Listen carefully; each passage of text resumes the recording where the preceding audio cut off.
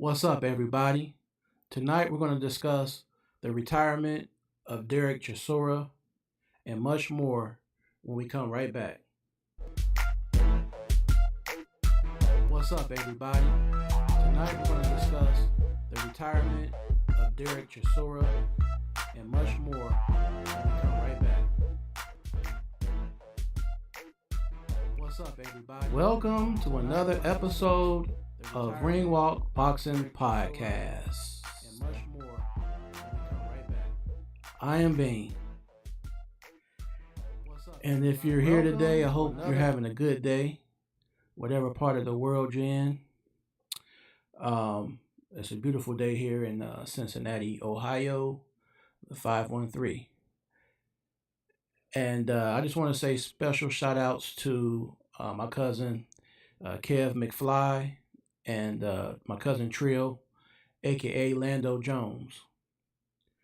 Big shout outs to them guys for working on this project for me in an upcoming magazine, In Your Face magazine. And I actually shared it on my Facebook wall, so if you go to my Facebook wall, you will see the In Your Face magazine cover. So we have a lot to discuss today, but before we get too deep into certain topics, I want to kind of talk about some of the things we talked about on my last episode, just to kind of fall back on things that are still brewing and upcoming in the world of boxing. Tank Davis versus Lamont Roach Jr., the rematch. I had talked about that a little bit with one of my partners last night while watching the fight. And then I seen a post that my guy down in St. Louis had made a post about. He feels that if Coach Kelvin is not the head coach, the head trainer for Tank Davis, he sees Tank getting his first L. So I would like to know y'all opinion. Do you think without Coach Kelvin as head coach, head trainer for Gervonta Tank Davis in his rematch, will he be able to beat Lamont Roach Jr. regardless of who he has as head trainer? I would like to know. Also, we got Anthony Joshua, which we're going to be talking about him later on in the segment as well. You know, where does AJ go from here? But while we're just talking on the surface or whatnot, let's just talk about some of the ups and downs of the career of Anthony Joshua. Now, actually, shout outs to my cousin as well, my cousin B-Bub, because he is the one that made me familiar with Anthony Joshua. I was familiar with Deontay Wilder, all because of my cousin. Because for a while, I didn't watch boxing for a little while. So he kind of brought me back into the know of what was going on in the boxing world of this era. So he showed me some film of Deontay Wilder. He showed me some film of Anthony Joshua. I just sat there and looked at two big guys. You know, I didn't know their size as far as their height, but if you go to Google, they say that Deontay Wilder is like 6'7", Anthony Joshua is like 6'6". So I just saw two big dudes with knockout power. One from over here in America, the other one across the pond over in UK. So as my cousin B-Bub is showing me these different highlights and stuff like that, I'm sitting back, I sit back, maybe cross my arms and just look at TV like, So I'm looking at it from a standpoint of fundamentals of boxing, ring IQ, and things like that. So it kind of took me back to my era of boxing, which was Evander Holyfield and Mike Tyson, all them guys, Lennox Lewis. So I thought about, what would Holyfield do right now? Although you got two different guys, Anthony Joshua and Deontay Wilder. But as far as a style consensus, what would he do? Well, we already know that in that pocket, Holyfield didn't mind going toe to toe. He didn't care how big you were. When he fought Riddick Bowe, when he fought Lennox Lewis twice, when he fought Riddick Bowe in a trilogy 3 times, when he fought Mike Tyson twice, even when he was a cruiserweight and he fought Muhammad Kawi, all these real tough opponents, to where Holyfield was always fighting in close quarters. He wasn't, even though he was a very talented, basic fundamentals, great fundamentals, good footwork, nice speed, that he could all use to his advantage, Holyfield a lot of times put his skills to the side and will want to duke it out with the much bigger guy in a firefight, which, it made fights exciting. But in the same aspect, you have a lot of people that like the hit and don't get hit style of boxing as well. But Holyfield, he was definitely the type of throwback fighter who fought everybody. And once again, he fought in close quarters to his opponents. So saying all that with the reference of Holyfield and then bringing it up to date with Anthony Joshua, and please don't misconstrue, or what I'm trying to say is, I'm not saying that Holyfield and Anthony Joshua or Holyfield and Deontay Wilder are anything alike. I'm just saying that from a stylistic standpoint, I was always used to seeing a fighter like a Holyfield who knew how to get in the trenches when needed. He could fight off his back foot. He had a very good chin. He had good endurance. He had a lot of good intangibles in his arsenal. Now, bringing up to date with Anthony Joshua, the qualities I saw in him were, he's a lot bigger than Holyfield, of course, so, and a lot bulkier, so he doesn't have the swiftness on his feet. He couldn't move as fast as Holyfield. He's not going to punch as fast as Holyfield. His chin wasn't necessarily as good as Holyfield, but with Anthony Joshua, it's more of the fact that when he gets hit, he stays hurt too long, or what you may call punch drunk. So what I saw in AJ was, if you catch him really with a really good shot, his recovery skills are not that good. People always say he's they use the term very loosely, glass jaw. I wouldn't say that. I would say a person I would consider a glass jaw or a glass chin a guy who gets in the ring and he fights a guy that doesn't really have a high knockout percentage, or really is not known for his punching power. And every time he hit his opponent, they're on Bambi legs or something like that. But if you go back to AJ, even with Dillian White only had 1 or 2 good moments in their fight years ago, where he did buzz Anthony Joshua. Now keep in mind, Dillian White knocked out a very game Derek Chisora. And we're going to be talking about Derek Chisora later on in this segment as well. But Derek Chisora is a type of warrior where he's going to fight toe-to-toe action. That's the only way he knows how to fight. He does not really have true boxing skills. He just has a lot of heart. He has a throwback fighter's mentality to where he'll fight anyone. And that's what you get with Derek Chisora. So AJ fought Dillian White, like I said. He was buzzed at some point, recovered, and got the knockout in that fight. Anthony Joshua also fought a game Povetkin. Now, Povetkin is one to where, he was a little bit older, but the power was still there and to be respected. Now, keep in mind, in the era before this, you had George Foreman, who was actually out of the ring for years, came back in his mid-40s and fought and beat Michael Moore, who was in his prime. George Foreman came back and fought the Tommy Morrisons. He fought Vander Holyfield, all these younger prime fighters, and he fared very well considering his age and being from many years of a layoff to come back to the sport of boxing. Now with Povetkin, he didn't have the type of layoff that George Foreman had.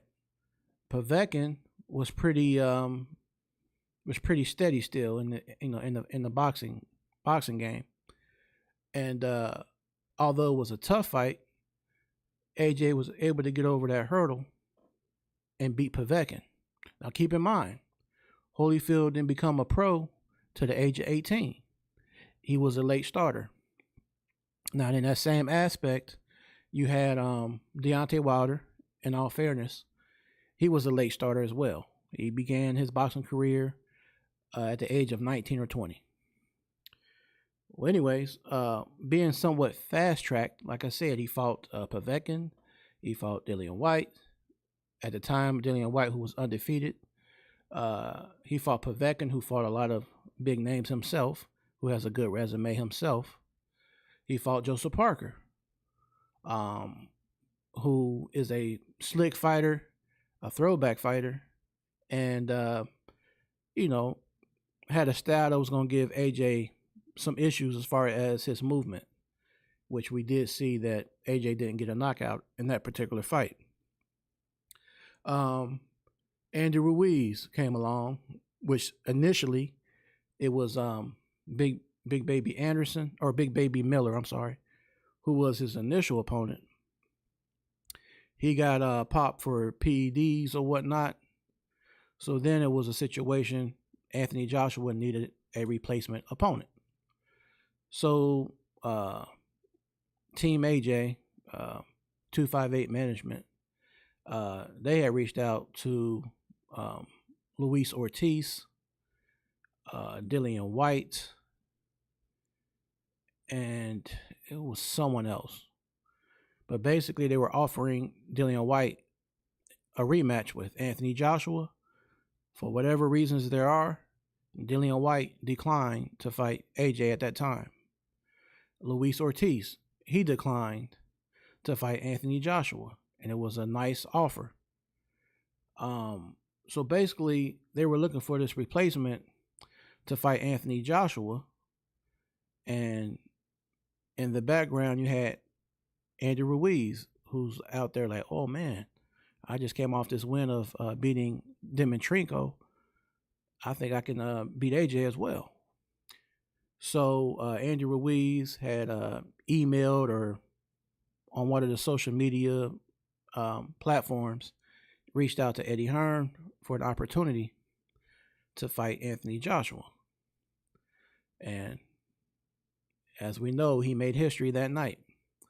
Anthony Joshua ended up losing to Andy Ruiz.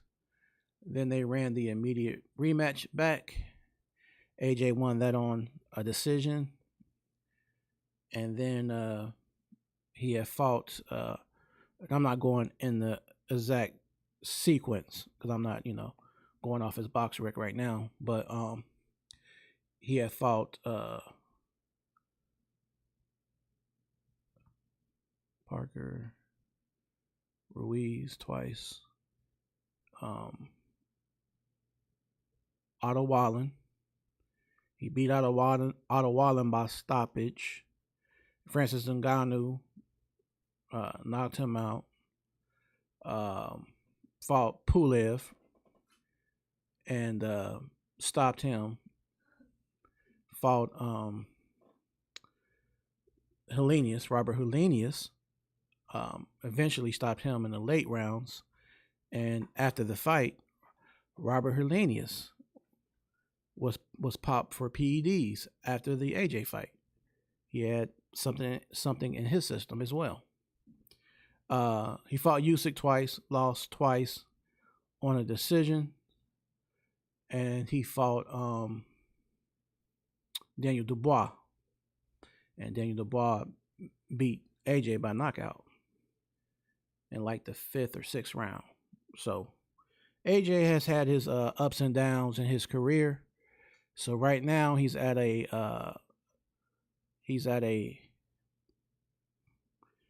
shout outs to Cam J Network. What's going on, Cam J?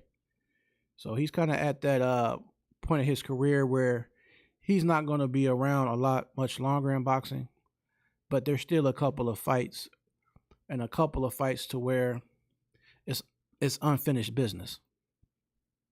So depending on what Tyson Fury does, if Tyson Fury comes out of retirement, which I think is all smoke and mirrors and BS or whatever, I feel like if the money is right and if AJ can get a win on his next fight and look pretty decent,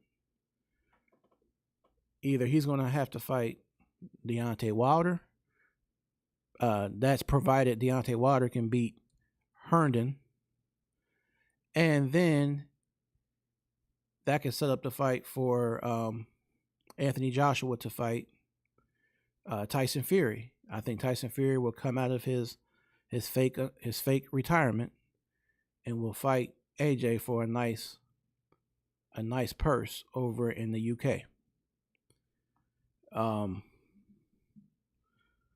So that's what I'm thinking is going to unfold here in the future.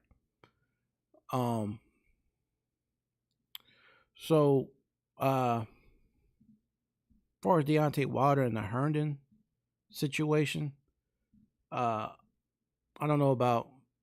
I don't want to put words in other people's mouth, but for me personally, I'm not too privy on Herndon. I went back and looked at a little footage of him, but I don't really see anything that he possesses that's really going to give Deontay Wilder too much trouble. Because one thing we do know about Wilder, he can take a hit. He can take a hit. He's been down before. He got back up. He got back up when he fought Fury. Deontay Wilder caught some heavy shots from Parker. He was never dropped by Parker, but he still caught a lot of heavy shots off of Joseph Parker. He was dropped by Zhilei Zhang and knocked out by him. So one thing I can say about Deontay Wilder, he definitely has the heart of a lion, and he'll get up and he'll get back on his feet, and he'll fight till you stop him. That's the mentality. Hey, what's good, Rob Elmore in Vegas? What's going on?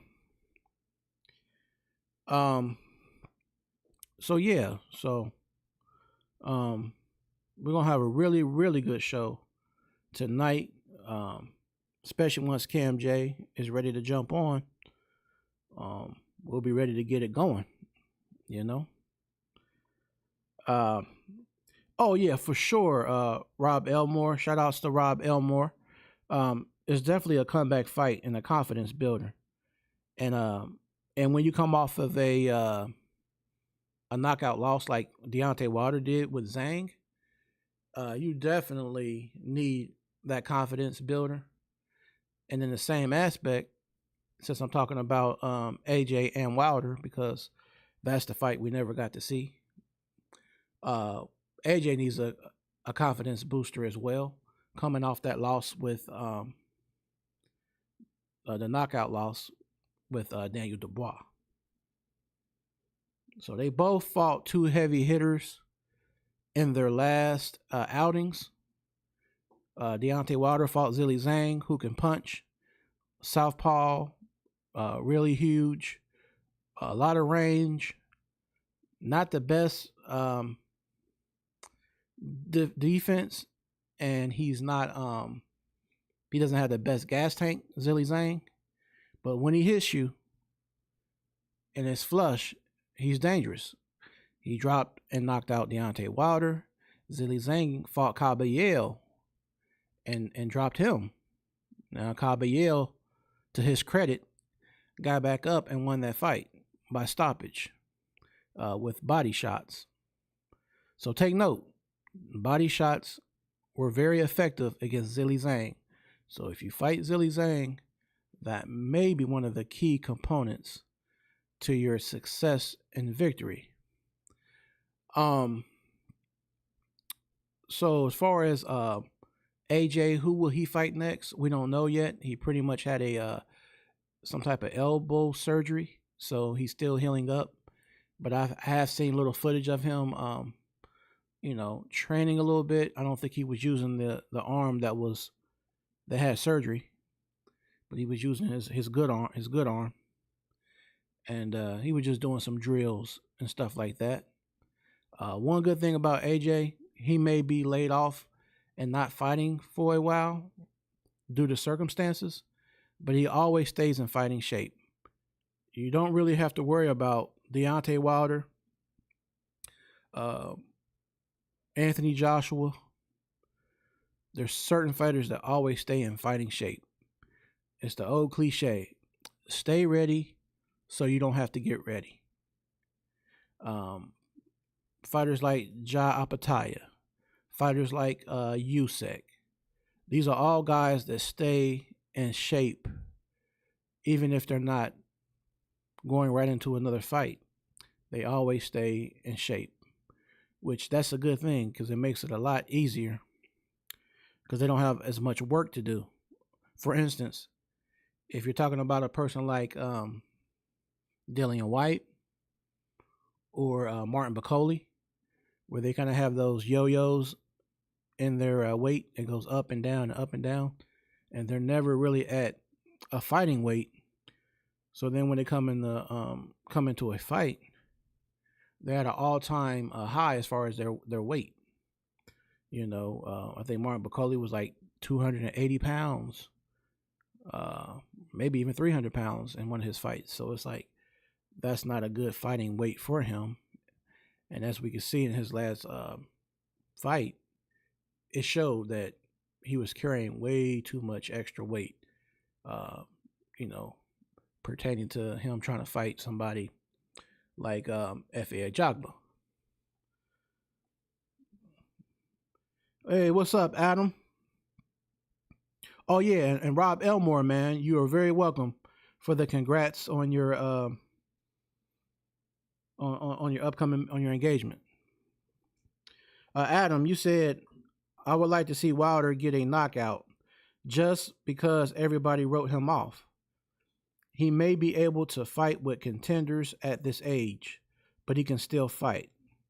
Well, see, that's one thing about him, Adam, man. It's like with Wilder, the element of surprise pretty much is always there. The fact that he could do this with his right hand, and if it connects, chances are you're going night-night. So the fact that he always has that God-given power, that's like Deontay Wilder's get out of jail free card. So we're going to see what he's going to do this summer when he fights Terrell Herndon. Cam J, you said I'm ready to drop. Okay. All right, JC can drop that link for you. You said you're coming on too, Rob? Okay. So be looking for that link in the comments on YouTube, y'all. So we can get it going, man.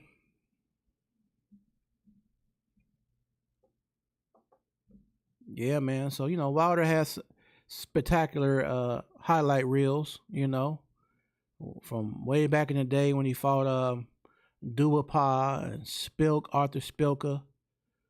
And then he had guys like Luis Ortiz, fought him twice.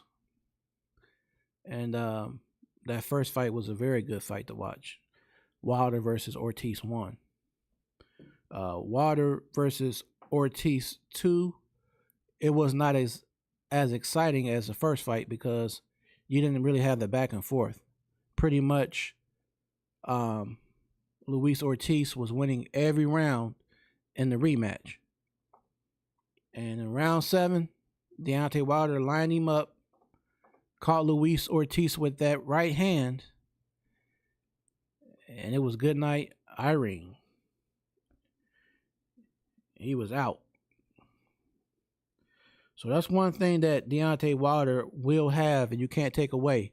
You can't take away the fact that Deontay Wilder has a cannon in his right hand.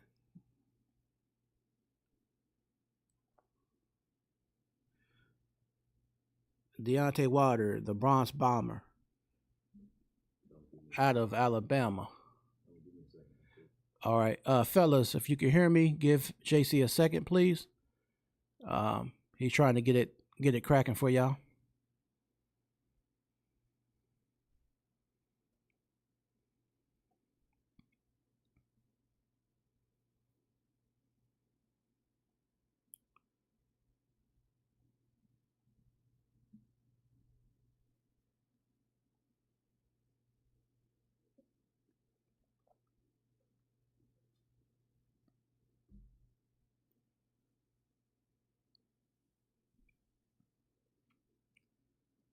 Yeah, so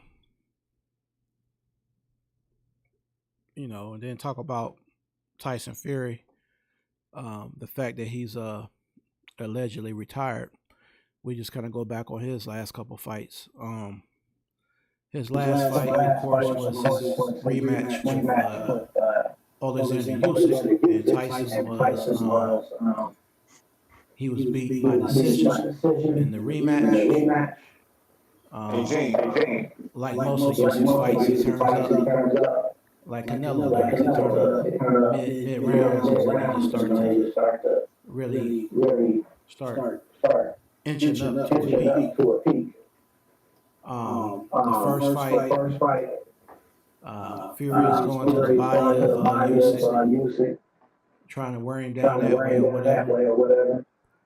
And Fury did kind of clown around somewhat and got caught right there. I think on the nose or whatever. And that backed him up, man. And then Usyk just took advantage and had Tyson going around the ring like a ping pong ball. You know, it was crazy in that rematch. And then we had the Fury.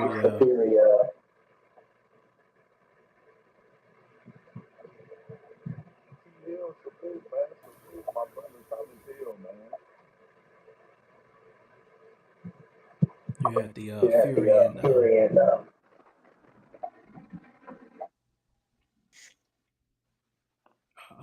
Wallen. That was a pretty good scrap. Where Fury had his eyes cut. I want to say both sides of his eyes. He got cut, but he was able to. Okay, can y'all hear me?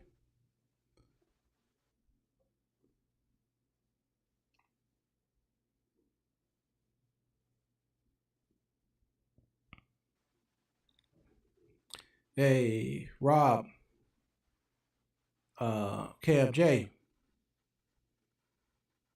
What's up, T Hill? You said ring walk, salute fam. Salute to you, bro. Um, okay, T Hill, you said that YouTube in the back got that echo on pop. And Cam J sound real low. Okay, maybe Cam J's mic. Let me see. And T Hill, you said much better. Hey T Hill, can you hear me pretty clear? He probably trying to go off and come back in.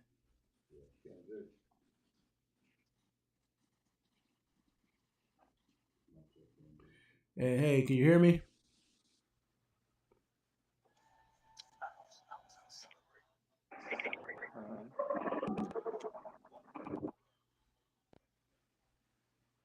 Can you hear me?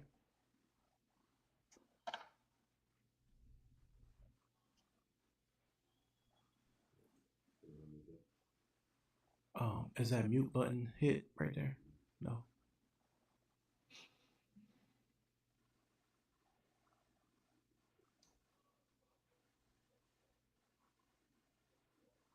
Okay, you can hear me crystal clear. Okay. T Hill can hear me in the chat, but I don't think Rob and Cam can hear me.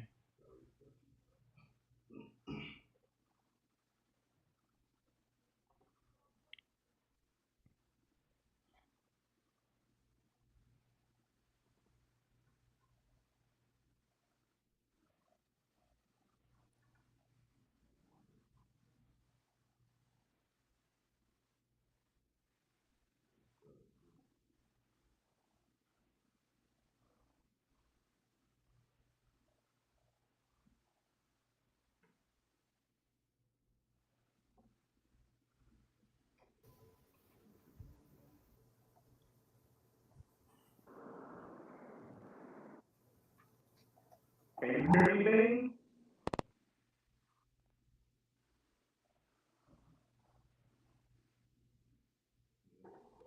Yo, can you hear me?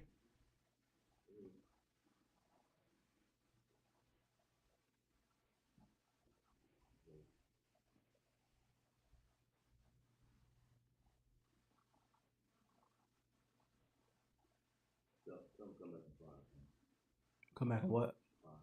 Minutes? Hey, try, if you can hear me, try back in 5 minutes.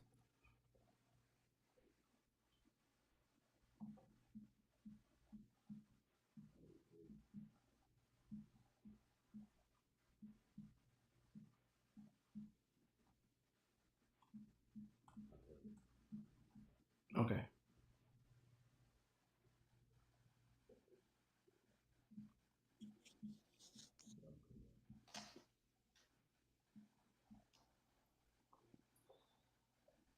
Yeah, give me about 5 minutes. Try to get this going for y'all. So back to what I was saying about Tyson Fury. So we just kind of go back into what he had going on and everything. Um, Let me see here.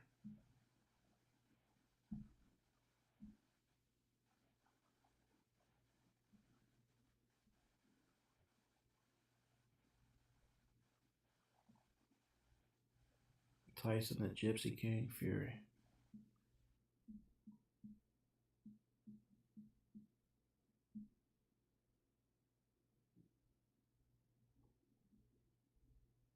All right, so Tyson Fury is 34 wins, 24 knockouts, 2 losses by the same guy, Usyk, and 1 draw with Deontay Wilder. So Tyson Luke Fury is from Manchester, UK. Like I said, in 2024, he lost to Usyk, not last year. And in that same year, he fought Usyk again. He lost. Now, prior to that, his debut with the debut for Francis Ngannou, split decision win by Tyson Fury. He fought Derek Chisora in a trilogy that I personally felt like it wasn't needed, it wasn't necessary. But regardless to what I thought, they fought anyway, and he won that by a TKO stoppage over Derek Chisora in 2022. In 2022, that same year prior to the Derek Chisora fight, he fought Dillian White, and he knocked him out. And prior to Dillian White, he fought Deontay Wilder in the third fight. Fury won that by a knockout. He fought him in the second fight before that in 2019 or 2020, I'm sorry, and he knocked out Deontay Wilder in that fight. In 2019, he fought Otto Wallen. He won that by a unanimous decision. Tom Schwartz, and then Deontay Wilder before that. So I would like to know your true assessment of the career of Tyson Fury. So I'm starting from the latest fights up until the fights earlier, but I'm gonna do it in reverse. I'm gonna go early and then run it back. All right. So, back in 2011, he wins and beats Nicole Furtha in 2011. 2011, he fights Nevin Pajovic. Tyson Fury wins that by TKO. 2012, Martin Rogan wins by TKO. Tyson Fury wins by TKO. Tyson Fury wins a TKO in 2012. Vinny Madelone. In the year of 2012, Tyson Fury wins a unanimous decision over Kevin Johnson. In 2013, Tyson Fury wins a knockout over Steve Cunningham. 2014, Joey Abel, Tyson Fury wins a TKO over Joey Abel. 2014, that same year, Tyson Fury wins, beating Derek Chisora. 2015, Tyson Fury defeats and beats Christian Hammer. 2015, Tyson Fury wins a unanimous decision over Vladimir Klitschko. That was like the biggest win for him in 2015. 2018, 3 years later, that must have been that layoff when he had all the issues and stuff like that outside the ring, all the battles he was fighting outside the ring. In 2018, he fights Safiri and beats him. In 2018, he fights Francisco Pianeta.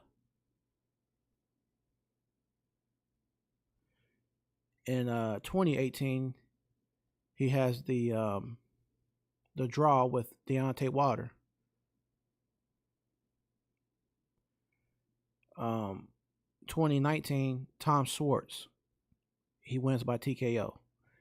Fury wins a unanimous decision in 2019 over Otto Wallen.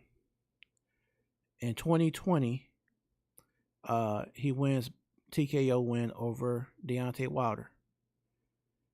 2021, Tyson Fury wins by KO over Deontay Wilder.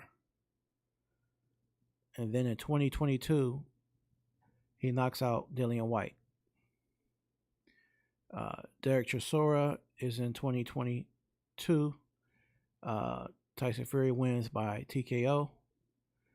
And then Francis Ngannou. Fury wins that by a split decision in the year of 2023.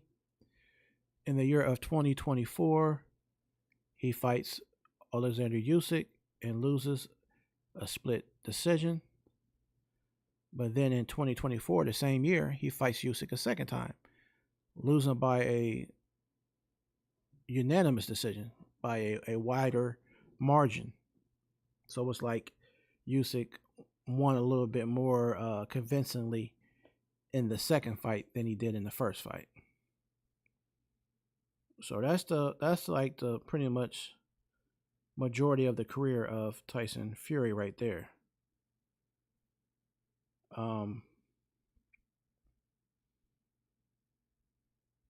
So for those who may have followed or knew the career of Pianeta, he was 35 wins, 4 losses, and a draw. Christian Hammer, 17 wins,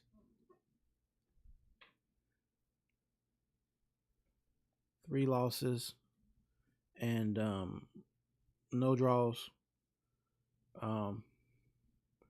Joey Abel was 29 wins, 7 losses.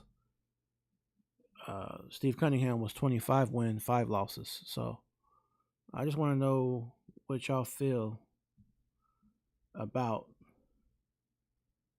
the overall career of Tyson Fury. How do you rate him? Should he really be considered the second best? People say, of course, Frank Warren and other Tyson Fury fans feel like he's the second best heavyweight after Usyk. But then you have people like myself and others that say, not necessarily is he the second best. I think he's very talented. So let me say that. So having me said all that, I feel like Tyson Fury is very, very talented, very skilled for his height and size. He can move. He really can. He's very, very good. I just felt like we would see a little more resume wise. There's a lot of filler fights in there, in my opinion, like Francis Ngannou. Let me just count them: Francis Ngannou, Wallen, Schwartz, the Del Boy 3. That's like 4 fights right there. So you think about those 4 fights there. Out of those 4 fights, you mean to tell me we couldn't get the AJ versus Fury going? That would have been a much better fight than him fighting those 4 guys I just named.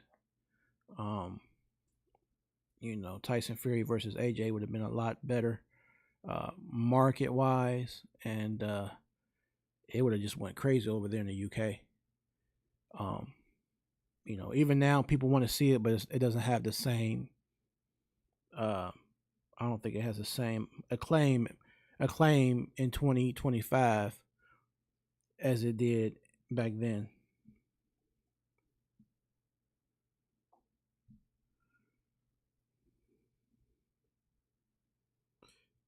Cam J, you said Fury had a good career.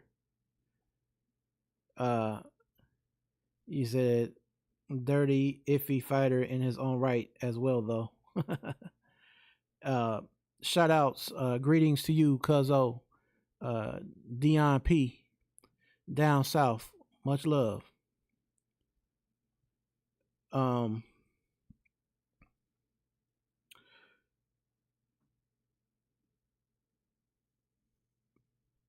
Pagia Parker, you said Joe Parker deserves the fight after ducking Daniel or Usyk, no matter who wins or loses.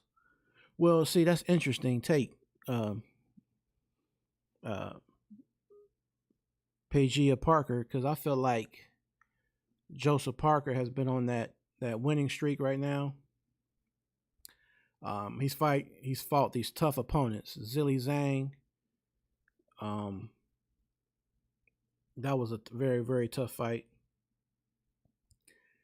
And he wanted the fight bad for Daniel Dubois. He wanted that fight bad. It wasn't his fault that Daniel Dubois pulled out. So, in all fairness to Joseph Parker, he's been on form lately, and he definitely deserves the chance and the opportunity to fight those guys. So I think he should get the winner of Daniel Dubois versus Usyk, like you said, regardless if it's a win or loss or even a draw. I want to see Joseph Parker get his shot at one of those guys. Mike Ware, you said, I'm out, but Opetaia, he needs to fight the Zerto winner. That's the biggest fight at cruiserweight. Abdullah, after being dropped by a D-level fighter twice, he needs to fight contenders. Well, Mike, let me ask you this, Michael Ware. What did you feel about Abdullah Mason, his win last night, this weekend, over Jeremiah Nakatali?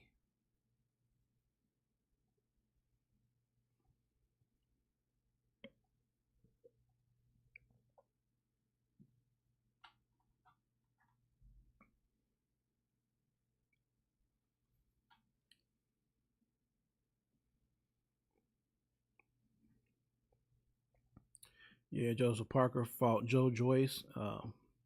Lost that, but the fact that he was able to beat uh, Zilly Zane, the same guy who knocked out Joe Joyce and knocked out Parker, it was good to see him get off that canvas.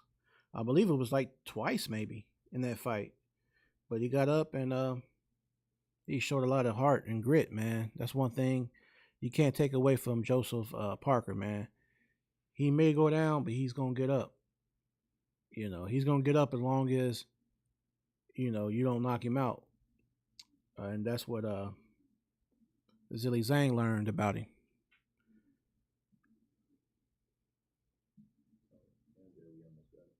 Hey Cam J, hang tight, man. We almost there. So just be right there on post, on standby.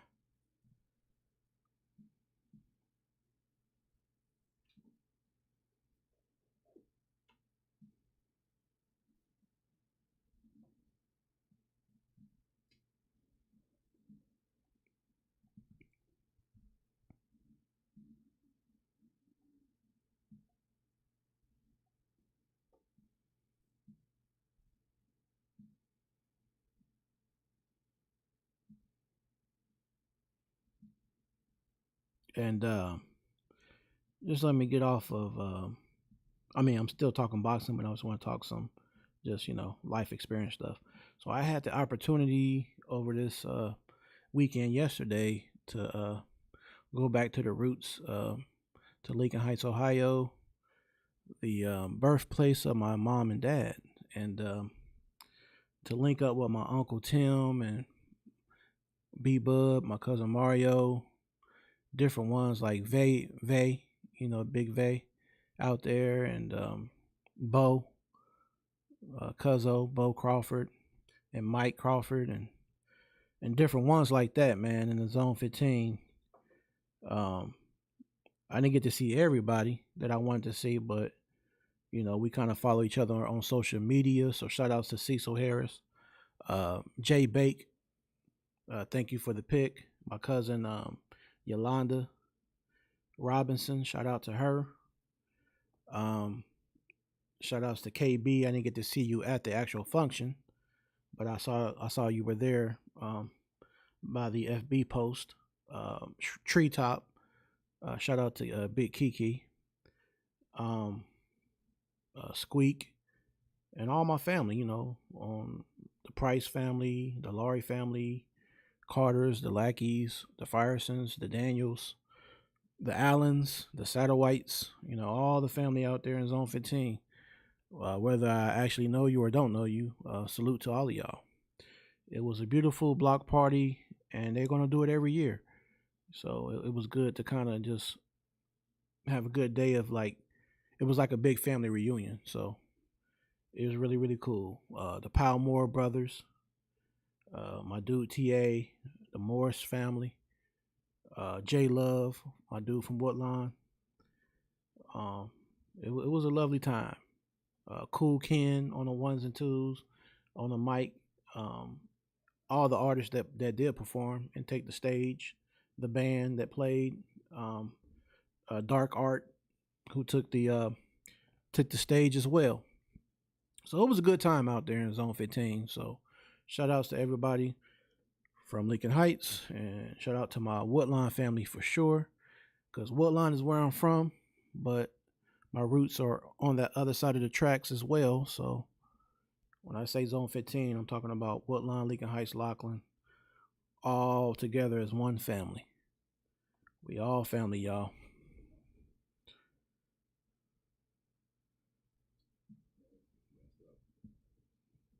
So let me take some time and jump on my FB and make sure I don't have any comments here. Okay, Rich Talmadge, thank you for the love, bro, and thanks for the comment.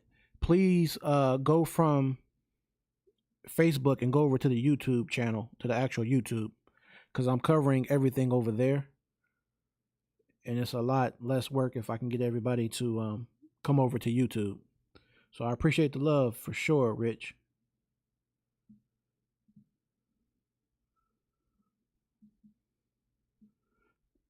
There's a pinned post in the comments that should bring you right over to YouTube.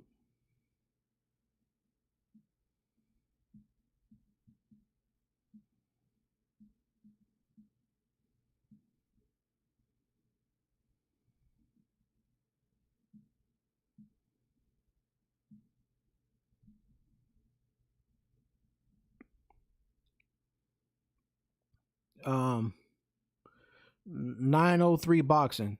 You said Abdullah defense was much better, showed a lot of improvement, for sure.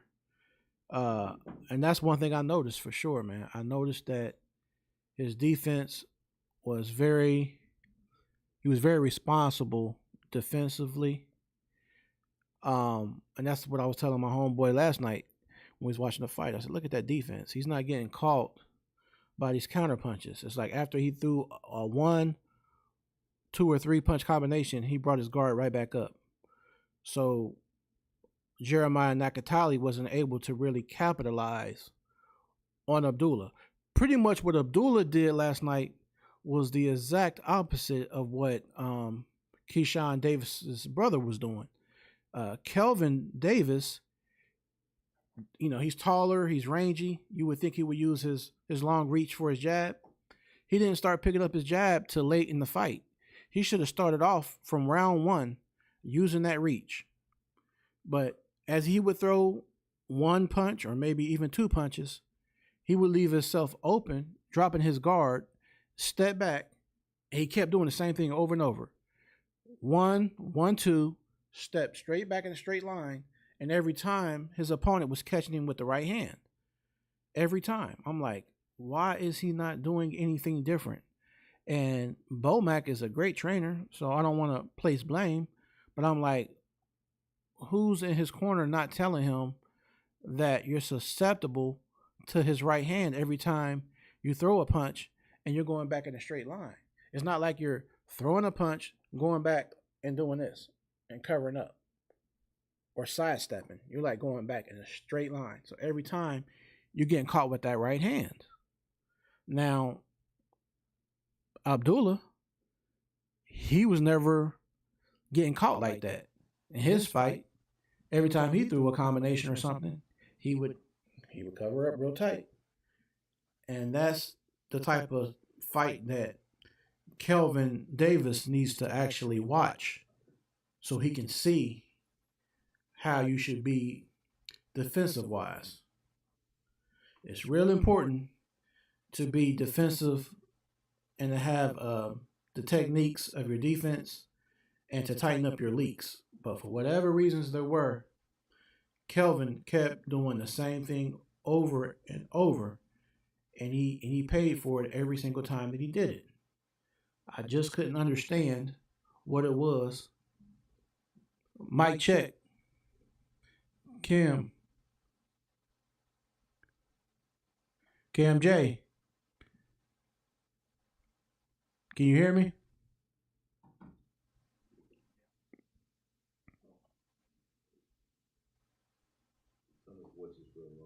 Your voice is real low.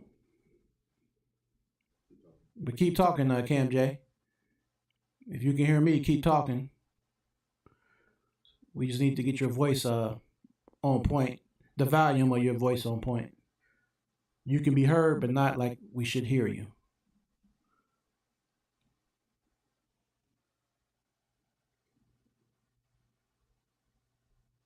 Really apologize for the technical difficulties. You know how, unfortunately, certain things are.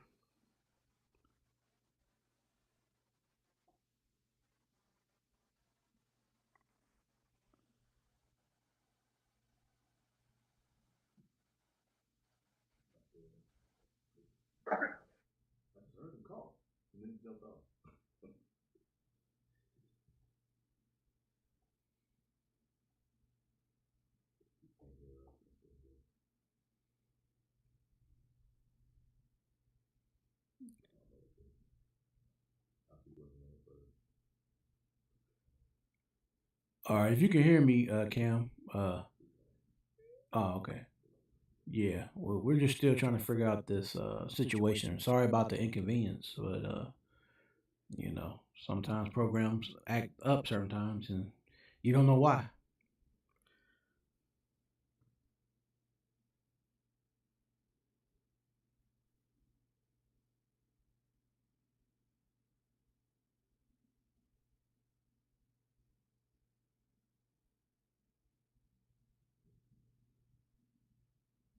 Um, but pertaining to Kelvin and his opponent Albright last night, Albright was catching him with the right all night bars. But I just don't understand if I can see it from being a sideline, a person who just watching the fight. If I could see that, I don't understand how his corner couldn't see that every time he was doing something, throwing something at Albright and stepping back in that straight line, he getting counterpunched every single time. It never failed. It was like Albright pretty much knew, like, okay, I'm gonna catch him slipping every time he throws something. Either I'm gonna slip it, or even if I got to eat that punch, I'm gonna catch him with something even harder. And like pretty much every single round, he was buckling Kelvin. So there has to be some major adjustments done because it's only going to get rougher in the sport of boxing. Like Kelvin's not going to get easier and easier fights. So if he struggled with Albright, what he probably needs to do, study that fight, tighten up all his loose ends, and go back in there, step back into the fire, and have a rematch and fight him again. That's my opinion on that. He should run that fight back. Um, Michael Ware, you said at 903 boxing, his defense may be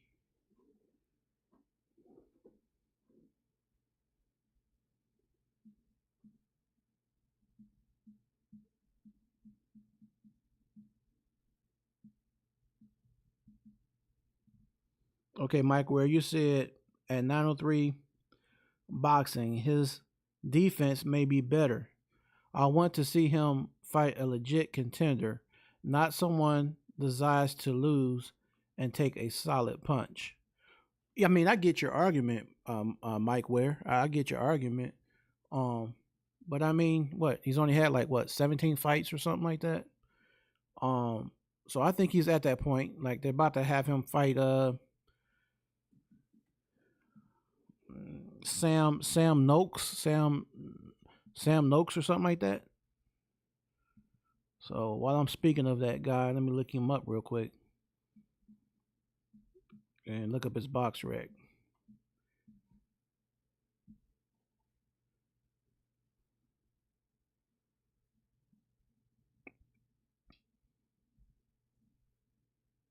$17 wins, 15 knockouts, 0 losses, and 0 draws.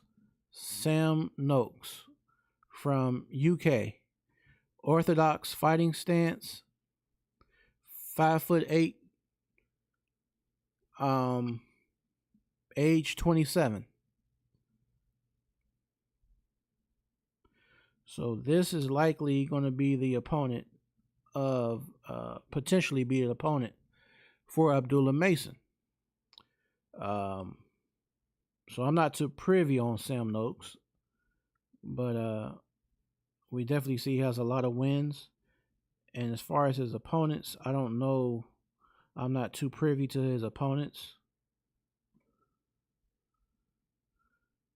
But I am going to definitely be checking out some of his film tonight and this week so I can get to know more about him. So, yeah. So, I mean, I think they're doing a good job over there at Top Rank as far as the way they're trying to build uh, Abdullah Mason and not trying to rush him too much. They don't want to do too much.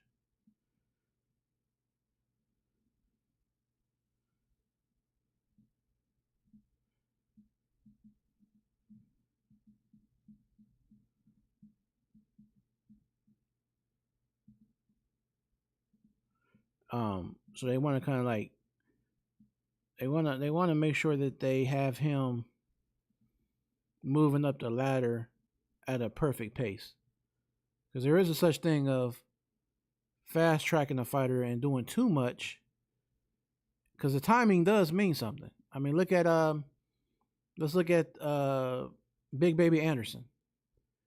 Top Rank had him moving at a certain level, but then after he went from Charles Martin, his first step up fight, in which we did see him struggle in, then he gets thrown deep into the water in the deep end, and he has to take on somebody like Martin Bacoli. Now, I don't consider Martin Bacoli the boogeyman like most people do, but in the same aspect, still a very dangerous fighter for somebody at the level of Big Baby Anderson. Because Big Baby Anderson's, he really didn't have a lot of experience. His most experienced fight was his step-up fight with Charles Martin. And like I said, even at that, he had a rough fight with Charles Martin. So he went from Charles Martin up to Martin Bacoli, and then Martin Bacoli pretty much had his way. He had his way with Big Baby Anderson. Cam J, you said Sam Noakes is the number one contender in WBO. Abdullah versus Noakes is most likely to be made next. Okay, man, that's what's up for sure. Whenever Abdullah Mason is having a fight, I try to make sure I tune in and I'm on the edge of my seat because I know he's going to bring the action. And since we're talking about Abdullah Mason, I made a post on FB because my homeboy had said something last night when we were watching the fight. He was like, he reminds me of Shakur Stevenson. He was like, Abdullah, because he had never seen Abdullah Mason fight, my homeboy. So he reminds me of Shakur Stevenson because I guess he's looking at the footwork, the speed, the angles, and he's somewhat defensive. But I'm like this. I just made a post on FB today. I'm like, if you're going to compare him to Shakur Stevenson, I would say Abdullah Mason is like the turned up version of Shakur Stevenson. He takes more risk, but he's not overzealous. Don't get it twisted. He's not just going to be out there winging shots real wide like Kelvin Davis did on the undercard. He's not swinging those real wide punches. He's very, very precise. His accuracy and his precision is very precise. But he's very tight with his defense. So he's well-rounded all the way around the board. I think even in certain fights where he was caught in the past, that last night, you seen an even more focused Abdullah Mason. He wasn't getting caught with a lot of counter punches at all. He is very, very smart to be the age that he is, to be that young. He's a very, very smart young man.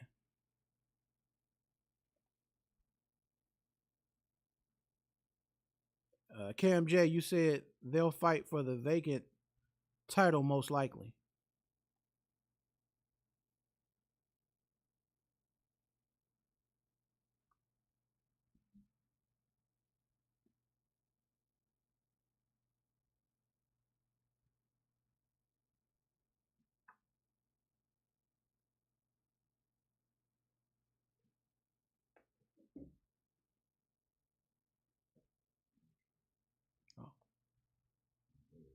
Oh, oh. Yeah. So, Abdullah is definitely, um, to me. I mean, I'm not even throwing no shade at Shakur Stevenson at all, but I feel like Abdullah is like, if you're gonna compare him to Shakur to an extent, I feel like he's a more spiteful version. He has more of a killer instinct.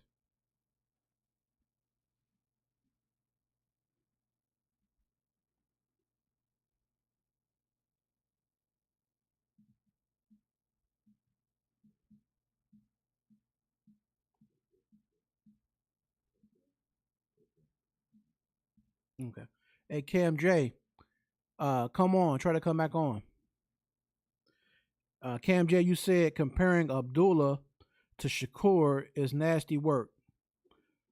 Abdullah is a pretty much saying he has a killer instinct. Shakur isn't. It's a big difference. Fans got to relax with the comparisons. Let Abdullah be Abdullah Mason. He is his own fighter. Facts, facts. Oh, okay. I see you found me over here now, Rich Talmadge. Big shout outs to Rich Talmadge. You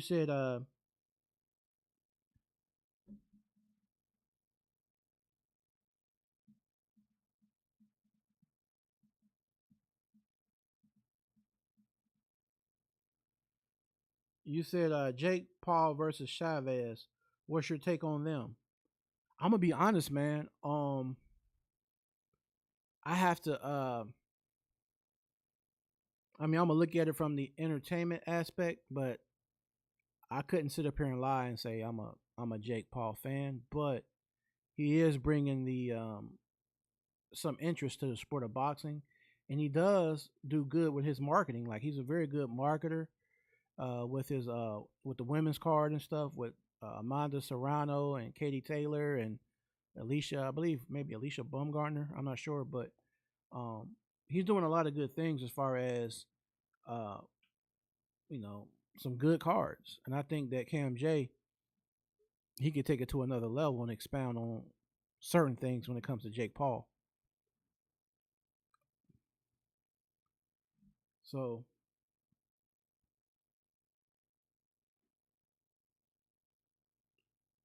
I really can't say as far as Jake Paul versus Chavez, but I will be checking it out.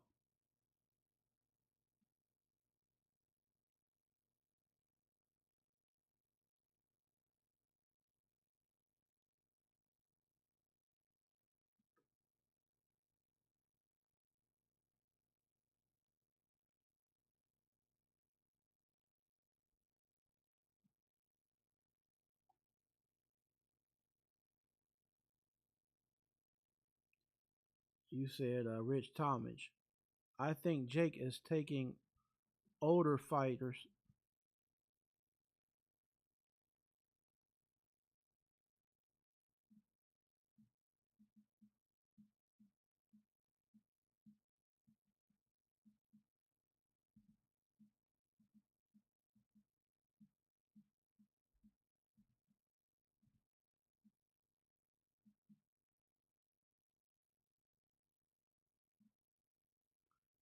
You said you think Jake is taking older fighters, but he wants them out the door ready. I wish James Tony could have had him. So you wish that James Tony could have fought Jake Paul? Is what you're saying, Rich? And how old is Jake? Is James Tony right now? Do you remember?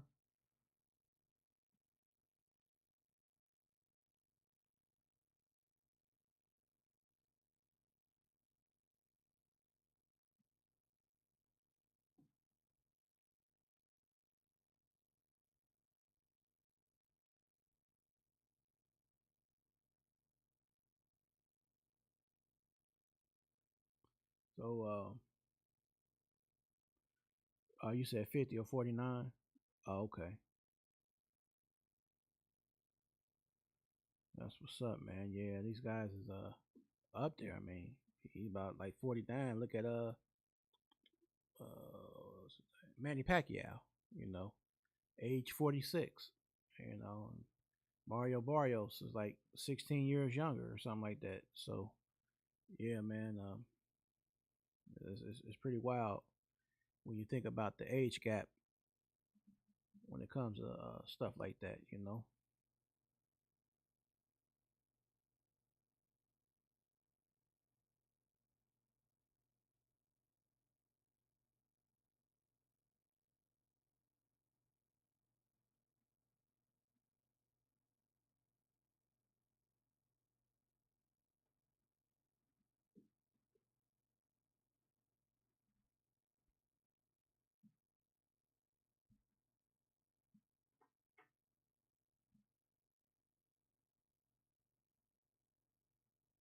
And what about Jai Opetaia?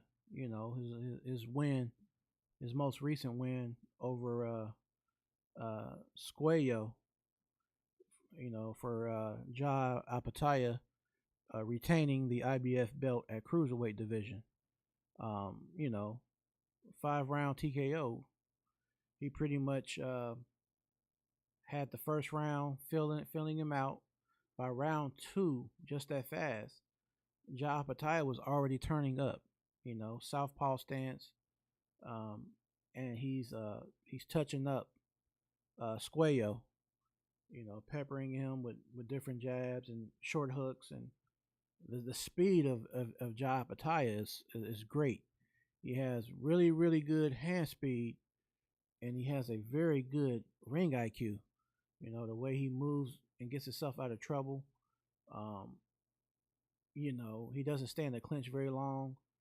Um, he just has that type of instinct, man.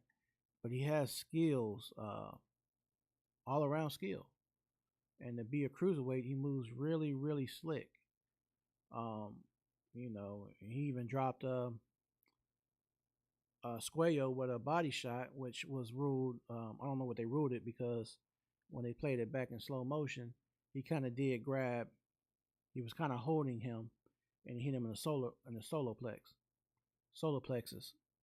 But Ja Pattaya is the real deal. If you ask me, um, I'm just about ready for him to start, you know, stepping up a little bit too, a little more.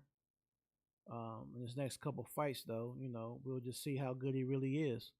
But as of right now, and from the eye test, Ja Pattaya is he's a beast out here in the cruiserweight division. You know, for sure.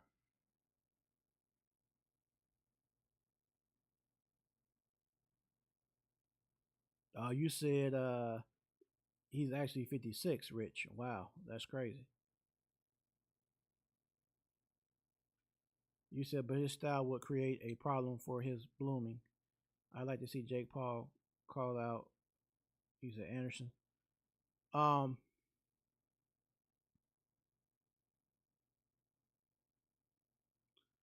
I mean, pretty much. I mean, I heard.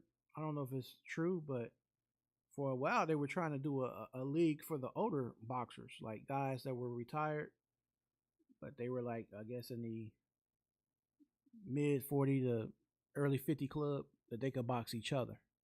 Now, how that would go, I don't know. But to me, if they did do something like that, it should be for like charity, for a charity or an exhibition. It shouldn't really be, you know, them trying to go hard on each other because at that age, you know, you're in your 50s and mid 50s, man. You don't need to take that kind of punishment, you know. I mean, look at James Toney. He's an all-time great, but I think the way he sparred so much and some of the wars he been in, look at how he talks.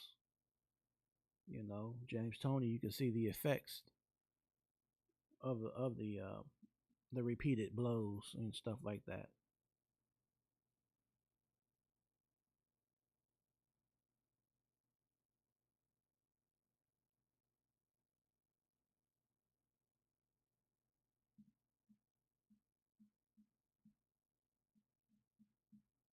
Hey, Rich, did you see any of these matches this weekend? Like the Abdullah Mason fight or the Kelvin Davis match or the Jai Opetaia?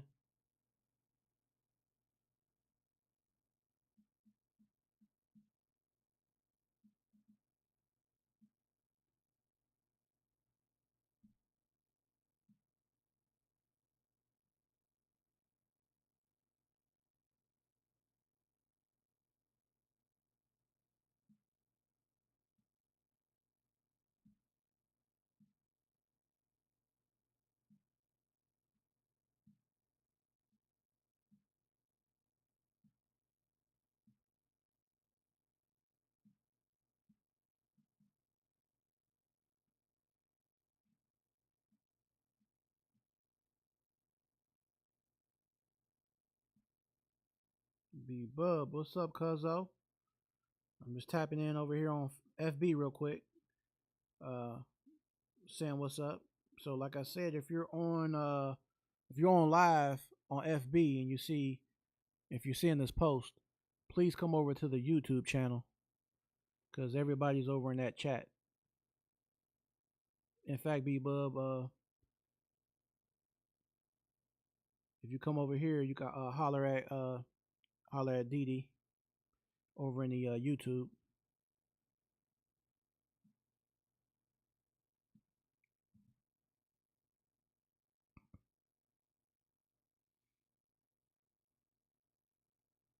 Yeah, man. You said Rich Talmadge. You missed them because of the NBA playoffs. I've been looking into that. Okay, so you're into basketball. Hey, man, I ain't gonna lie. I'm not into NBA no more, man. You know, after my goat Michael Jordan did his thing in his era with the Bulls, and then a few years ago when OKC had Russell Westbrook, James Harden, Cephalosha, uh, and Kevin Durant and all them. After the Thunder broke up, I was done with the NBA, man. That was my last hope. After that, I wasn't even watching NBA anymore. But since you do watch NBA, Rich, you want to holler at my dude Cam J or my other cousin KG because they follow NBA pretty heavy, man. So you could talk good on their podcast because you understand that language. I'm so far removed from NBA right now. Only thing I really watch now is boxing and the Cincinnati Bengals and football season. But other than that, I don't watch any other sports for real.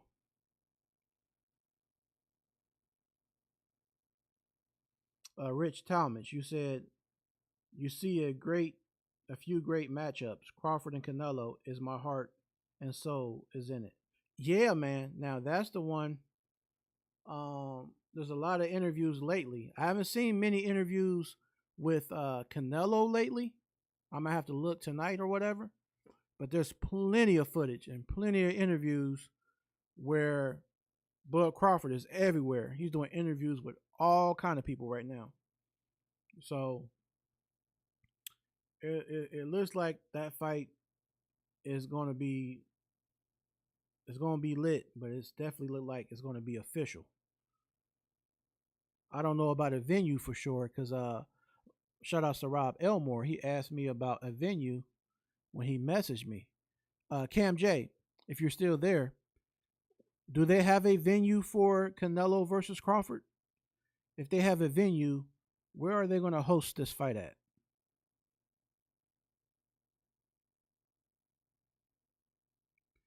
And what's the date for Canelo versus Crawford? Venue and date. Rich Talmadge, you said Crawford walks around at the same weight Canelo, so you believe it comes down to skills. Crawford is deeper in skill, but Canelo has power, but the speed is Crawford. You're going with Crawford. Well, man, I'm gonna keep it real, Rich Talmadge.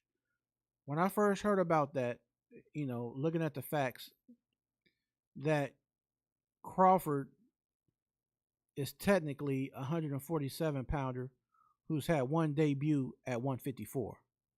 So he's technically moving up 3 weight classes to fight at 168. Now, we know the level of skill Crawford has. But skills do mean a lot, but power does have some say so.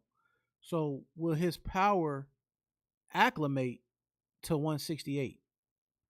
Will his power be effective against a Canelo who has a good chin, a Canelo that's never been dropped in his career, a Canelo who was taking big shots off a light heavyweight in Dimitri Bivol?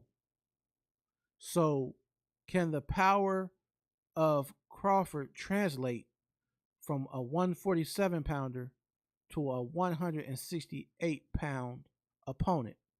Not just any opponent, but a Canelo who was known for his durability and his chin. Cam J, you said no word yet on the venue for Canelo versus Bud. September 13th is the date. Turkey said Dana White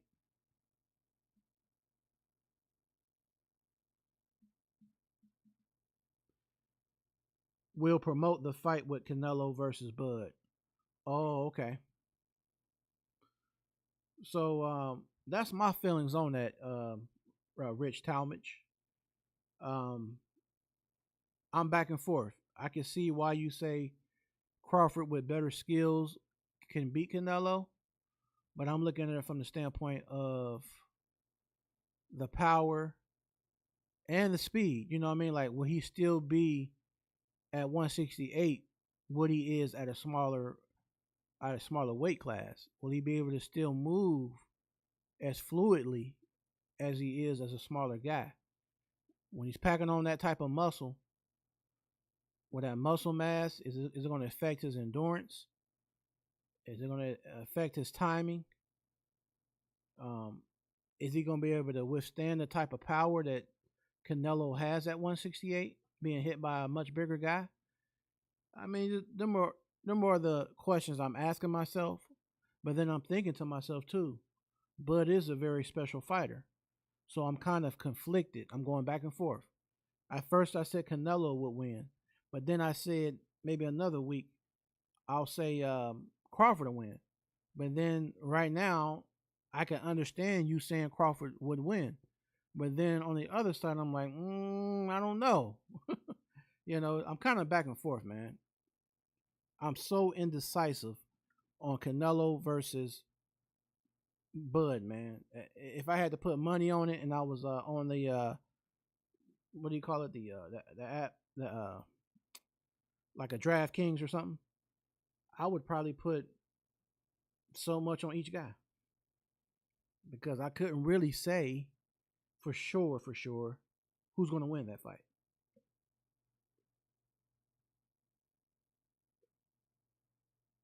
Oh yeah, this T hitting, but you know, that's just boxing for you.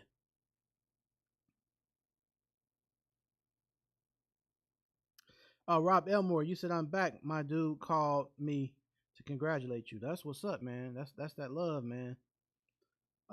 Thanks for coming back, man. I'm sorry about the fact that this program is just acting weird, man. I would have loved to have had you and Cam J on to kind of get in the mix of everything going down. All right, Rich, you said you believe Crawford can outmove and outwork Canelo. Crawford has it in his blood. Oh yeah, Crawford does, man. But just look at it from this aspect, Rich. Will Canelo be affected by the punches of Bud Crawford? Is he going to respect his punching power? That's what we want to see. Then we want to see, unlike the last fight he had with Skull, is Canelo going to actually cut off the ring? Is he going to be able to effectively cut off the ring and get to Bud Crawford?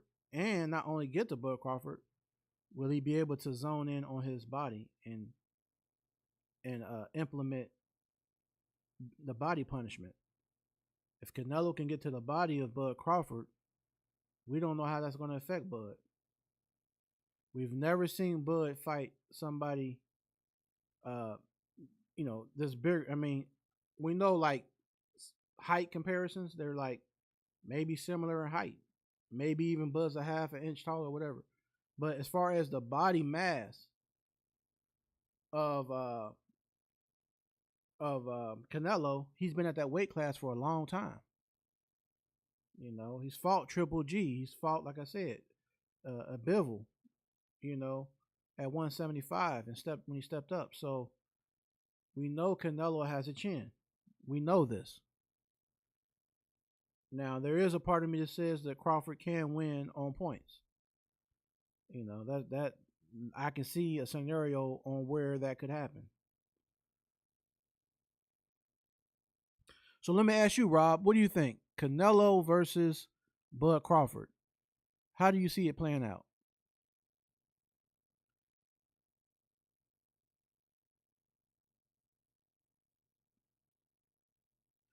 Rob Elmore, you said he said no, but I'm thinking Saudi.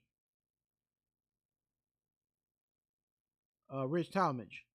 I don't know if Canelo can cut it off to finish the job. That's my main concern. Oh, I'm sorry, Rob. You might not got my message, bro. Unfortunately, uh we won't be able to have anybody on tonight.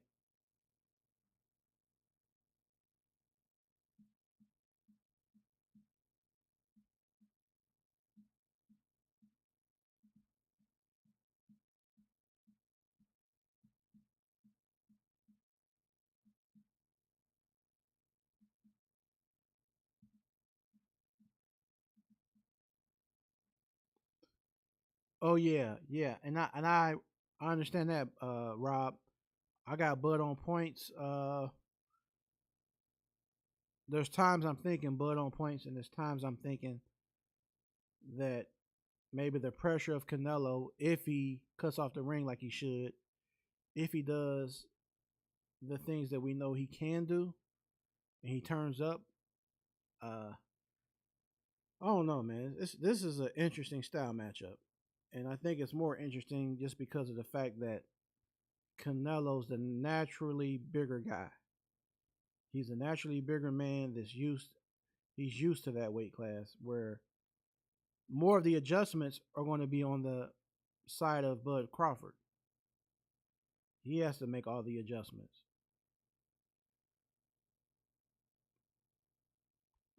Rob Elmore, you said Bud is smarter than some give him credit for. Canelo has to be set to power. Bud will make him reset. Well, that kind of falls back to what you said before, Rob, when you were saying, I don't know if you were talking about Bud or referring to somebody else, but you were talking about, up here, cerebral. He's very, very smart. The ring IQ, the ring generalship, the mind, up here. Bud has that. And like Teddy Atlas said, Bud Crawford has that if factor. He has that if factor. And that's something that you have to take into consideration.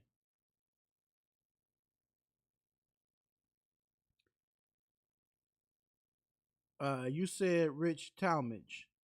I believe if Crawford works the body and cuts the ring, he wins. But I believe Crawford's speed and movement will upset Canelo's tactics. Hmm.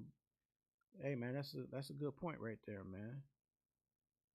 Rob Elmore and Canelo still fights in spurts. Yeah, that's another thing. He's not so consistent as far as like you said, he fights in spurts. So he'll come on strong and then he'll kind of have that layoff and then he'll come back in, you know, aggressively or whatever. Because I think he has to fight in spurts. That kind of helps him reserve his gas tank. I think with Bud's style, it's going to make it real difficult and it's going to drain uh, Canelo if Canelo falls into that trap. Chasing him around all night, trying to.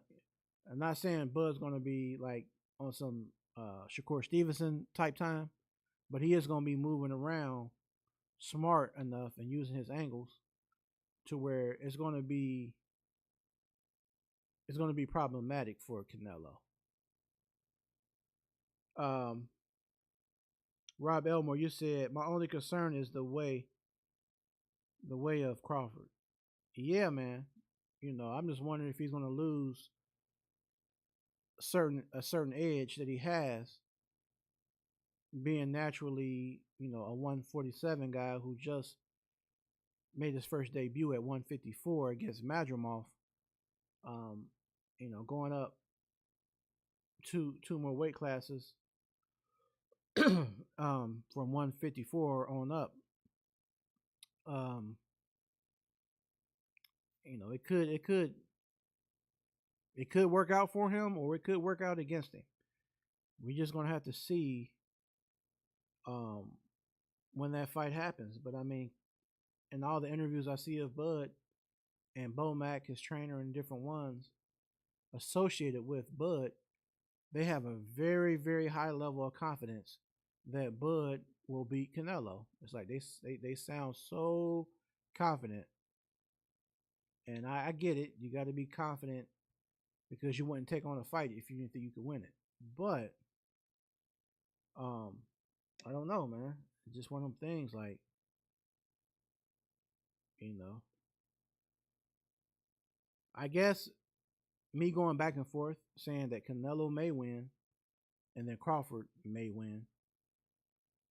It's like there's no wrong answer either way, really, because I can see a scenario for both guys pretty much.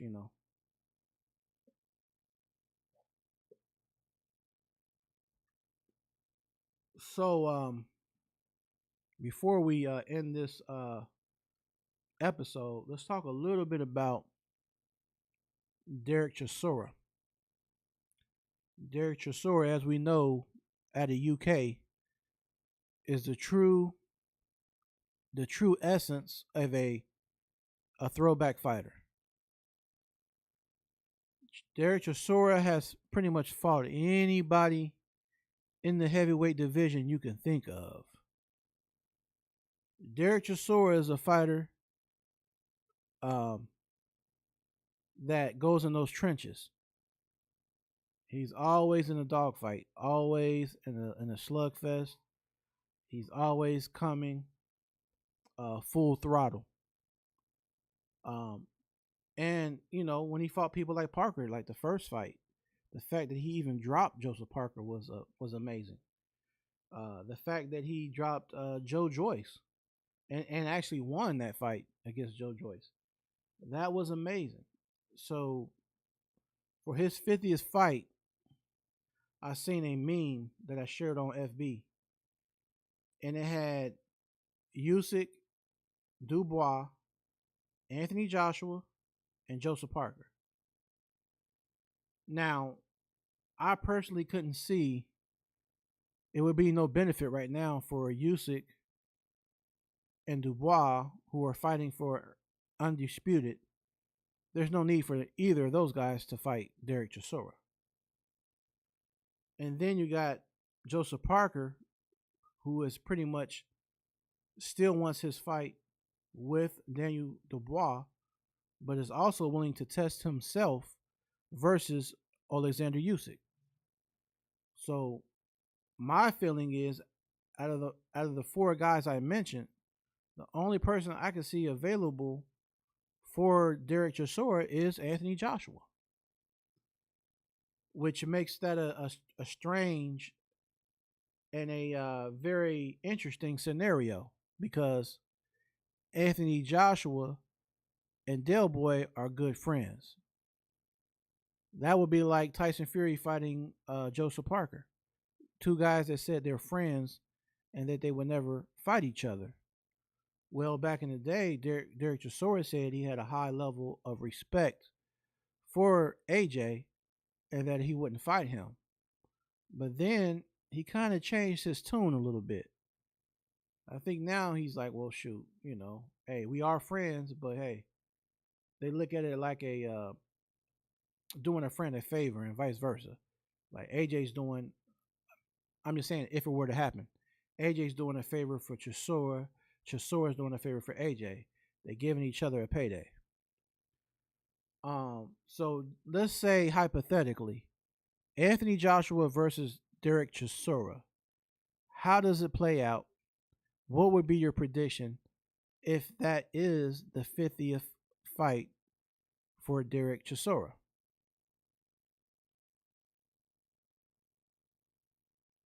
I personally feel like if AJ fights Derek Chisora, we're going to see the style of AJ that's kind of like the version we saw versus Andy Ruiz in the rematch. He's gonna box and move, but I think in this fight he's going to see an opening, or if he sees some slippage in Derek Chisora, because you know Derek Chisora gets tired. If he starts to get winded in that fifth or sixth round, I think AJ's gonna turn up, and I think AJ can stop Derek Chisora in round 6 or 7, because AJ has that type of power.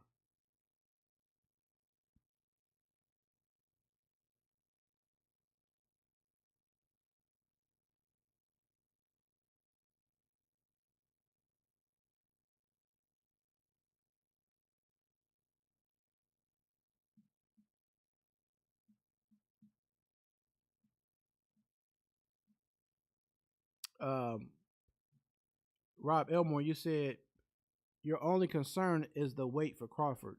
Yeah, for sure, man. That's definitely something that can't be overlooked. That weight, it can definitely be a defining factor in the scheme of it all.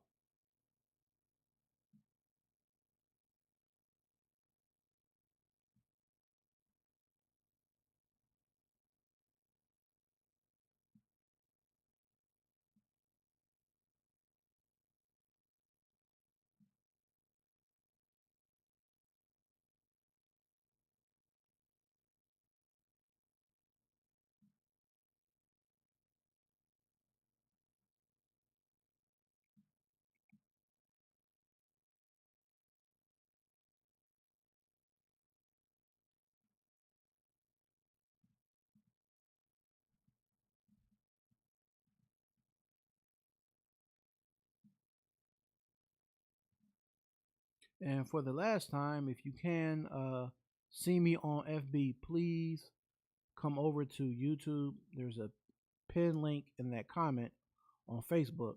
Just hit that, and it'll bring you over to the YouTube channel. Because sometimes my FB will it will have technical difficulties. If I go back to read my comments, it's like I'm going to my actual live, but when I hit it, it takes me to something else on Facebook that's not actually the uh, the channel.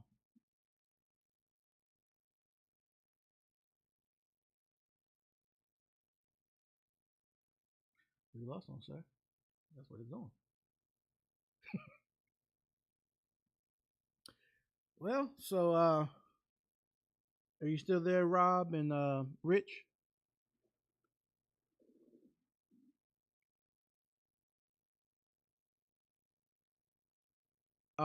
Yeah, I got that, Rich. I'm gonna actually check it out, man. I was setting up this podcast or whatever, so I'll get a chance and I'll look at the video that you sent to me.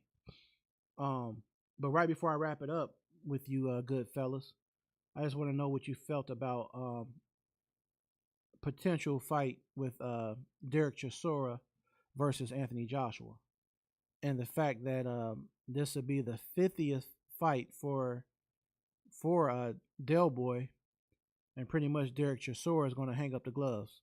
So for his last fight, they're trying to find him an opponent, and if that opponent happens to be Anthony Joshua, hypothetically, what is your prediction?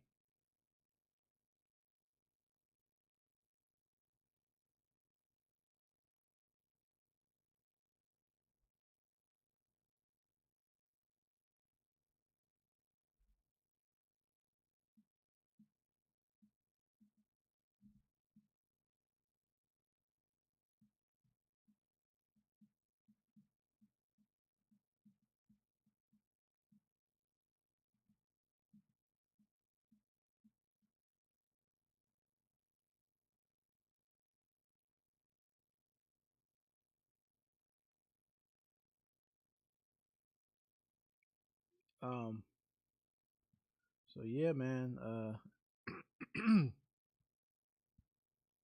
Derek Chisora has done a lot for the sport. You know, just blood, sweat, and tears for the sport of boxing, uh, leaving no stone unturned. Um, is the best way to explain Derek Chisora.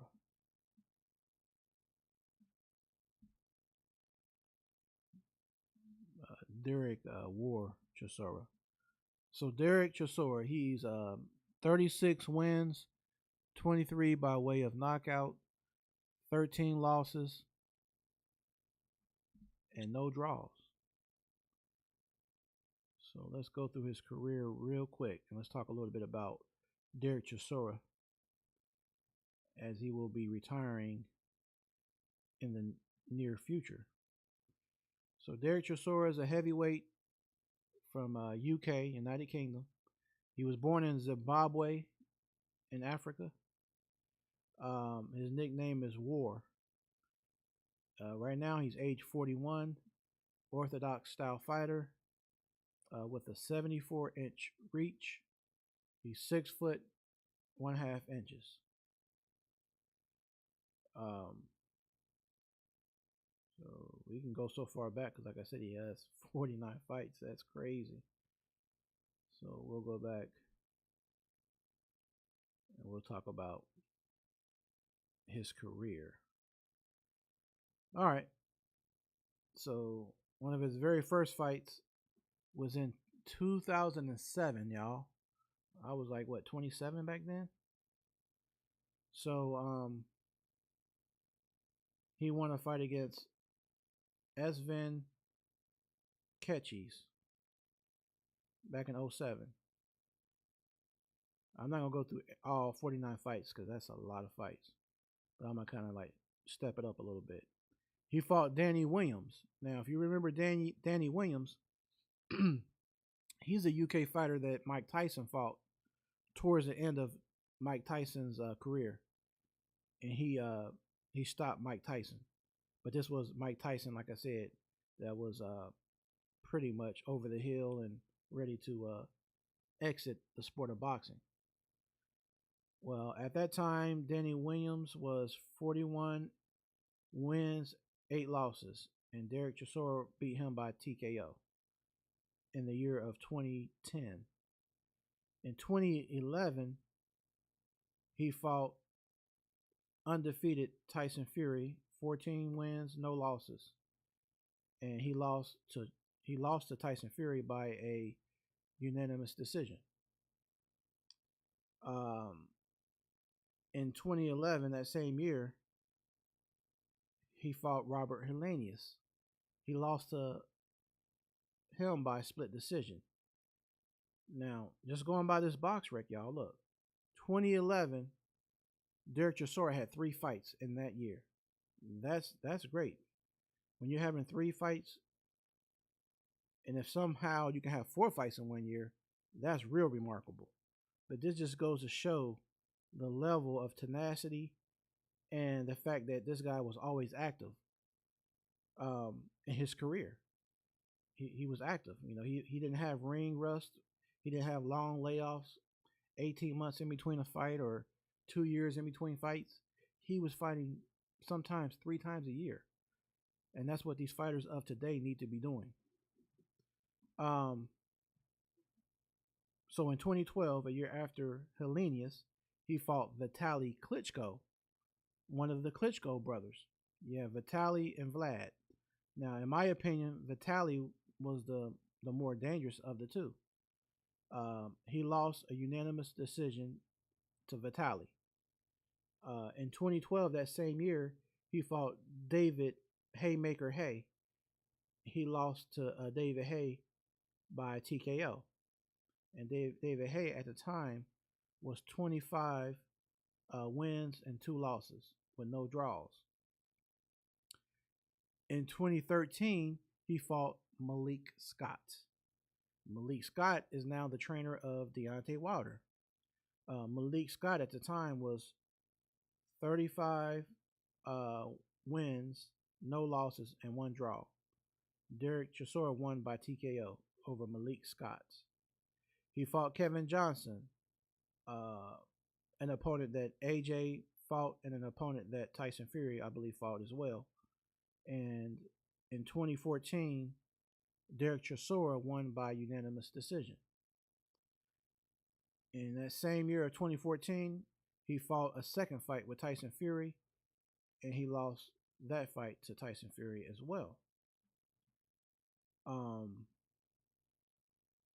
In 2016, he fought Kubrat Pulev, who Anthony Joshua had fought in his career as well. 22 wins, 1 loss was the record of Kubrat Pulev at that time. And he lost to Pulev by a split decision. In 2016, he lost a split decision to Dillian White. Dillian, the body snatcher White, who was 19 wins and 1 loss at that time. In 2017, he fought Ajit Kabiel, who was 16 wins and no losses and no draws. In 2018, Del Boy fought Carlos Takam and won by TKO. He revisited a rematch and fought Dillian White in 2018. 24 wins, 1 loss at the time Dillian White had, and he lost by KO. That's when Dillian White knocked out Chisora in the rematch. He fought a common opponent of Deontay Wilder in 2019, Arthur Spilka. He won that fight by TKO. In the year of 2020, he fought Alexander Usyk, who at the time was 17 wins, no losses, and no draws. He lost by unanimous decision. 2021, he fought Joseph Parker, who was 28 wins and 2 losses with no draws at the time. Lost by split decision to Joseph Parker. And then in the same year, he ran it back, a rematch with Joseph Parker, and he lost by unanimous decision. He fought Kubrat Pulev in 2022 and won by a split decision. So he actually came back after 3 losses. After losing to Usyk and then Parker twice, he won and beat Kubrat Pulev. And then in 2022, he lost by TKO loss in the trilogy with Tyson Fury in 2022. In 2023, he fought Jarell Washington. He won by unanimous decision. And then he fought Joe Joyce last year and beat Joe Joyce by unanimous decision. And then he fought Otto Wallin. So that's his 49th fight, Otto Wallin. And now he's looking for that number 50. The 50 fight before he hangs up the gloves forever and calls it a night when it comes to the sport of boxing.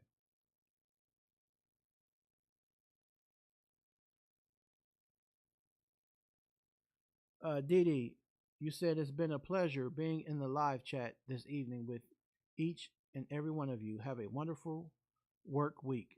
Hey, Cuzzo, likewise, I appreciate you and much love. You have a good night and a good week. Guards Up Entertainment, you said what's good? Guards Up Entertainment, salute to you. He said Vitaly Klitschko was that guy. Oh yeah, he was a beast, man. He fought Lennox Lewis, and if Lennox Lewis didn't cut him for them to stop that fight, he had Lennox Lewis in trouble. I'm gonna keep it real. He had Lennox Lewis in trouble.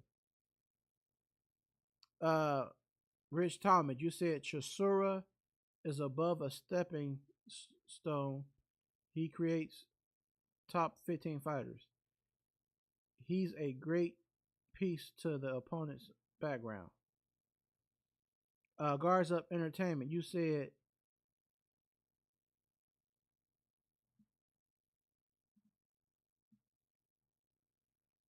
Guards up. You said Danny Williams wanted all the smoke. He was one of those guys too. He just didn't have that beast mode. He had that dog in him, but he didn't have that beast. Yeah, man. I mean, and that's the thing, man. Sometimes you gotta have that other gear, man. Like you said, if you got that beast in you, man, like Chisora is that guy. He got that beast in him. You know, Vitali had that beast in him. Vander Holyfield had that beast in him. Certain guys have that beast in them, man. Uh, Muhammad Ali, beast in him. Uh, George Foreman had that beast in him. So it's certain guys that had that caliber, and that mentality to where it's like they can go all in, man. You know, and hopefully that type of mindset is still here in today's era of boxing. Um, you know, just try to look out for those boxers of today that still possess that type of mentality. Um, like your guys, like in my opinion, somebody like Jai Opetaia potentially has that beast in him. Bud Crawford, he has a beast in him for sure. Bud Crawford has that instinct. Abdullah Mason seems to have that instinct. Um, but most fighters have that instinct until they fight an opponent that might take them into deep waters, and it seems like then it may make or break them. You know what I'm saying? Now, some people, now I'm not gonna say everybody, but some people felt like that's what they kind of saw in Adrian Broner. They felt like the trajectory of the way he delivered his output of punches was different after he fought Marcus Madonna. But then Marcus, my dude Marcus up in Youngstown, Ohio runs boxing. Shout out to him. He was saying that if you really look at Adrian Broner's fights, he don't feel like the Maidana fight changed his output of punches because people thought that AB wasn't letting his hands go. But the way Marcus broke it down was, look, if you go back and look at the fights prior to Madonna, AB kind of always fought a certain way, and I think so because me and my dude JC watched a couple fights with AB, and you kind of see him like he would do something. You're like, oh man, he just did something real clever, but it seemed like he could do a little bit more to capitalize on it. But he kind of like, you know what I mean? He would kind of be like do so much and then kind of not go all the way in. You know what I mean? So I don't even know. I mean, now looking back at it in hindsight, maybe the Maidana fight really didn't change AB. I think AB's style was kind of always a certain way. You know, he just had a different. He had his own style for real. He has, even though he was a big fan of Floyd Mayweather, Adrian Broner had his own style uh, when it came to the sport of boxing.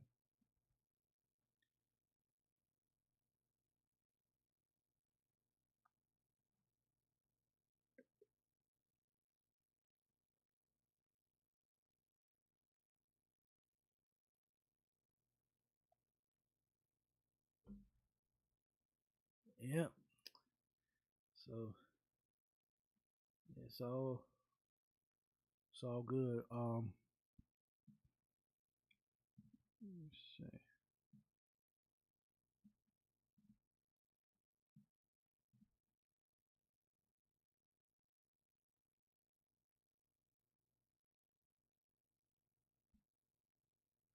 Now, speaking of the retirement of Derek Chisora, another boxer that's going to retire is Lomachenko. So let me know what you feel about Lomachenko and his retirement. Some people, like my cousin Phoenix, shout out to Phoenix, and a few people on a post that was on my FB post. A lot of y'all felt like his pro career started late and pretty much, in so many words, I'm paraphrasing, but in so many words, you feel like there was a lot of work left undone when it comes to the career of Lomachenko. So I want to know whether you're a Loma fan or just a boxer fan or whatever. I want to know everybody's opinion on Lomachenko's career. Uh, do you feel like it was still certain work left to do, or do you feel like he accomplished all that he could accomplish? Of course, we wanted to see him fight Tank Davis, and at the time, I felt like Tank Davis was green and still learning. Is when the fight was offered to Tank Davis, but his advisor, Floyd Mayweather, was pretty much he didn't want that fight for him, which I understood at that time. I felt like he wasn't experienced enough to fight somebody at the level of Lomachenko. Well, here within the last year or two, I believe, I don't remember the exact date, but Tank offered Lomachenko a fight, but Lomachenko turned the fight down and declined to fight Tank Davis. So a lot of people say, well, Lomachenko's ducking Tank Davis. And we know in boxing, the terms like a person's ducking somebody, that's another term that's used very loosely in the sport of boxing. The word duck, the word glass jaw, those are two terms that are very uh, that are used. I think in certain circumstances they don't fit the criteria. But let me know what y'all think about Lomachenko. You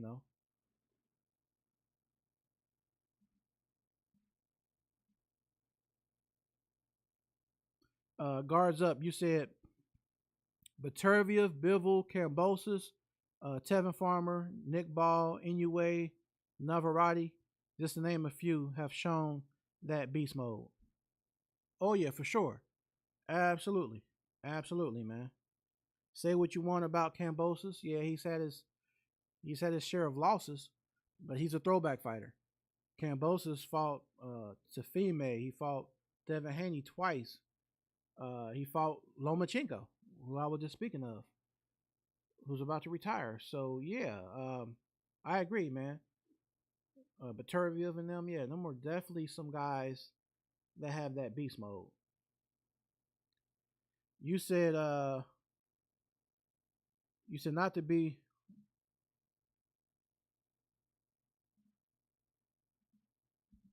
all right, guards up entertainment. You said laugh out loud. Nah, not to be too harsh on dude, but he had the chance to be great, but he took the wrong path to pursue it. Oh yeah, yeah. You talking about Lomachenko? Um, yeah, man. I mean, one thing I could say about him, if I'm just speaking from a perspective of analytical, like what I see with my eyes, he's very talented. He's very talented. Lomachenko has a special style. People love that style and the way he can turn up, but he also has a lot of he's very technically sound. Those lateral foot movements, the way he moves. People call him the Matrix because he moves at those awkward angles or whatnot. Now, my assessment. Now, I want to know what y'all think. When you're talking about Loma and his footwork, and then you look at Usyk and his footwork, you got two guys out of Ukraine with that similar style. But is it fair to say, and shout outs to the Ugly Zoe, my Haitian dude that follows boxing. So what he was saying was, I believe it was Willie Pep was the first one that introduced that style into the boxing world. That Lomachenko is known and maybe he made it mainstream, but he was saying Pep started that style of footwork. So I went back and did some film study on Pep, and I was very amazed. Like, whoa, this style had been around for a long time. And then you had people like Pernell Whitaker, very defensive and very, you know, they can move around that ring. You know what I'm saying?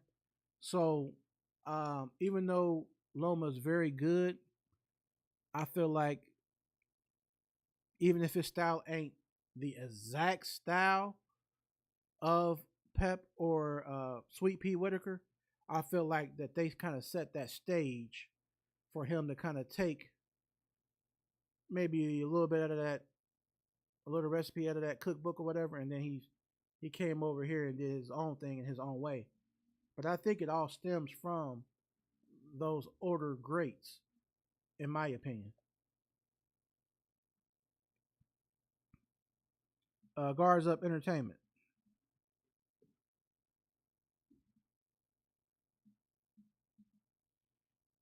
You said he should have took the Devin fight for the WBC instead of relinquishing it and taking the Teofimo unification route. Talk about back. I can't read that last part.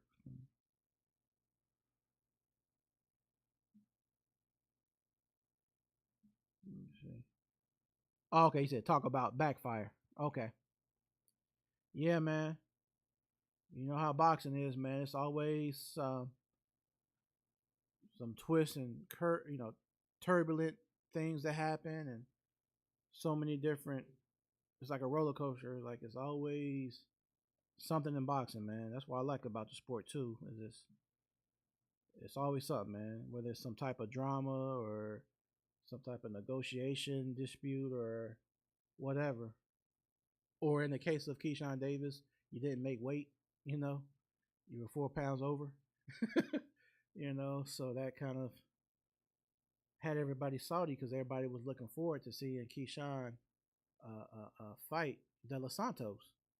Well, now that didn't happen last night, they had to put Abdullah Mason to fill the shoes of Keshan Davis, who came in at 139 when he should have been at 135 pounds. And then to add insult to injury, the cameras catch you with a mouth full of popcorn. So people were like talking about that, like, oh, hold on, man. You didn't make weight, but now you got all this popcorn and you're smashing. And you're sitting outside the fight that you should be on stage fighting. You're sitting on the outside looking at your brother fight in the undercard, and then you're looking at Abdullah fight in place of you, because that should be you right now, and you're out here eating popcorn. Like everything is just okay. Like so shout outs to Keshan Davis, man. Now I don't know if I agree that um, I think he'll be all right. I think he's gonna move up to 140 because he's struggling to make that 135. But that was a big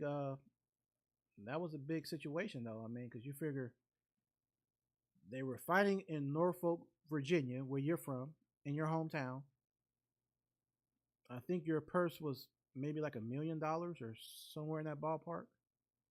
So you heard the fact that you had all your fan base there at your home in Norfolk. You missed the bag, the big money, and then you're not going to be the headliner. You know what I mean? That Abdullah Mason takes your spot. It's just like everything that could go wrong went wrong over this weekend. And then, although it was bad, not that wasn't bad enough with the Keshan situation, but then your brother Kelvin fights on that same card, and he gets how can I explain it? He was pretty much comprehensively beat every round of the fight. Some people gave him maybe one round, I think round 5 or somewhere in the middle, one of those rounds. But other than that, they pretty much gave his opponent, every round. You know, so Kelvin he was struggling, man. Albright was catching him with the same thing over and over. He didn't have to make Albright had to make he didn't have to make any adjustments. Every time Kelvin threw that lazy jab or lazy whatever, he come right back with a right counterpunch and catch him every time. He kept doing the same thing over and over. And in boxing, when your opponent does the same thing over and over, it's your responsibility to make adjustments, because you have to say, well, okay, He keeps catching me with a right hand. What am I doing that's allowing that to take place? It just didn't register. And the whole fight, he was eating right hands. So it was no reason for him to look shocked at the at the results when they were about to do the decision. He's looking all shocked. It's like, nah, bro, you know you lost this fight. Come on now.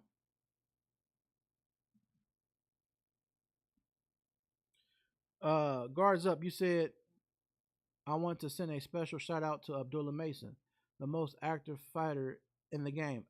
Oh, and since we're talking about Abdullah, and I'm from Ohio, shout outs to Ohio Runs Boxing, and big shout outs to Abdullah Mason out of Cleveland up north. For sure, man. He's definitely active. He's the full package. He's not only good offensively, his defense is uh, just on the same level. How would I explain it? His defense. He just his own fighter. I mean, he just his own fighter, man. He's very uh, defensively sound, very responsible, and his defense equates to his offense. It's like he does both of them interchangeably in a very good fashion. Um, Guards up. You said Jermaine Ortiz is who I would like to see fight Keshan at 140. Oh yeah, that'd be a banger for sure, man. That would be a banger for sure, man. If he ever gets the opportunity to fight back at home in Norfolk, Virginia, that Ortiz fight would be lit for sure.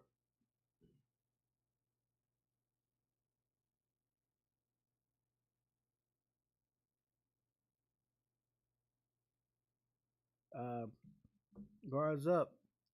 You said and Matias. Oh yeah, oh yeah. Mason had 5 fights in 2022.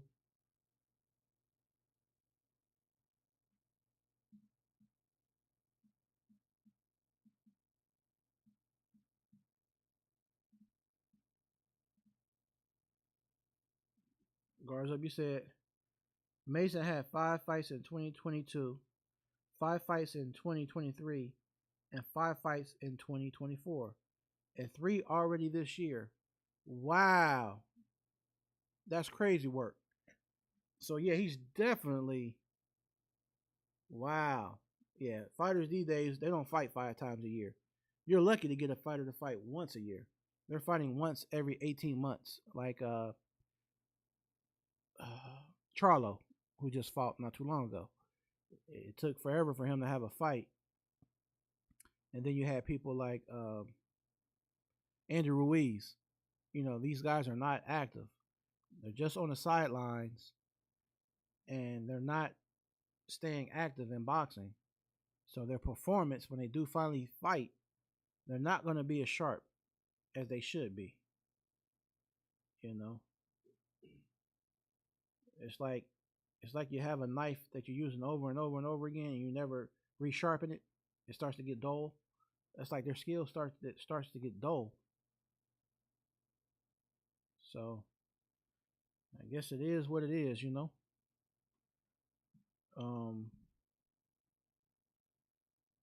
So what about the Fabio Wardley versus Justice Huey? Because Huey pretty much looked like he was winning that fight up until the point of him being knocked out, and then it's a controversial count. Some people felt like the count was too fast. Um, that that the ref counted too fast, but that punch that landed, Huey ran right into Wardley's fist. He came straight in towards him, and he caught all that. Um, but it kind of went like most people thought it would have went. Justice Huey was a more skillful fighter. Uh, Wardley is not that very skilled. He just a kind of in your face guy that's gonna brawl and slug. Huni did what I expected that he would do. He was winning majority of the rounds, and then boom, that one punch that caught him, and he was hurt pretty bad off that punch, man. You said you missed that fight, guards up, but you caught the highlights, and you said in lightweight you agree.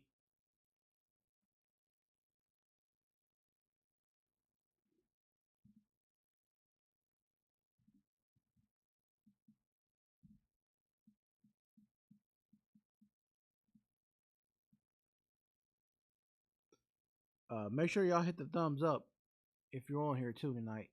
Please hit the thumbs up button. Uh, guards up, you said you missed the fight, but you caught the highlights.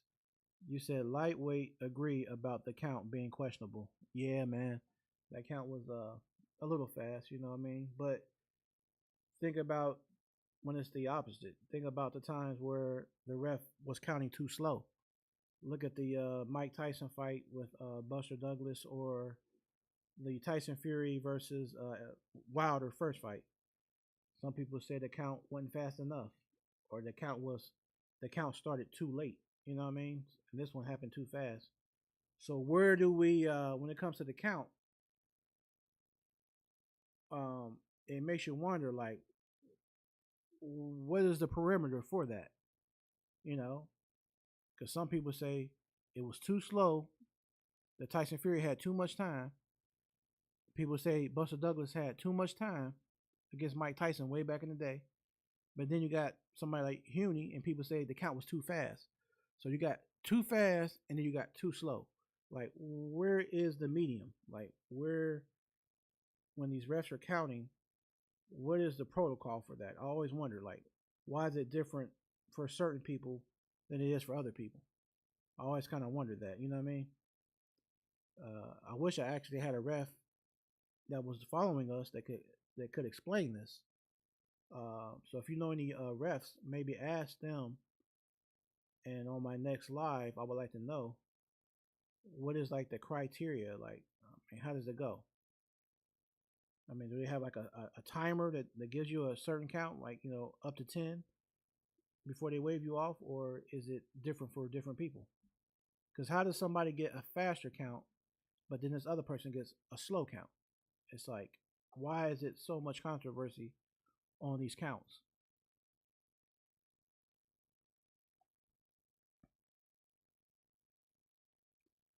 And also, let me make sure I mention too. I have what my brother JC hooked me up with is a scan code, and I'll share it again on different social medias, like my TikToks, IG, FB, and Twitter.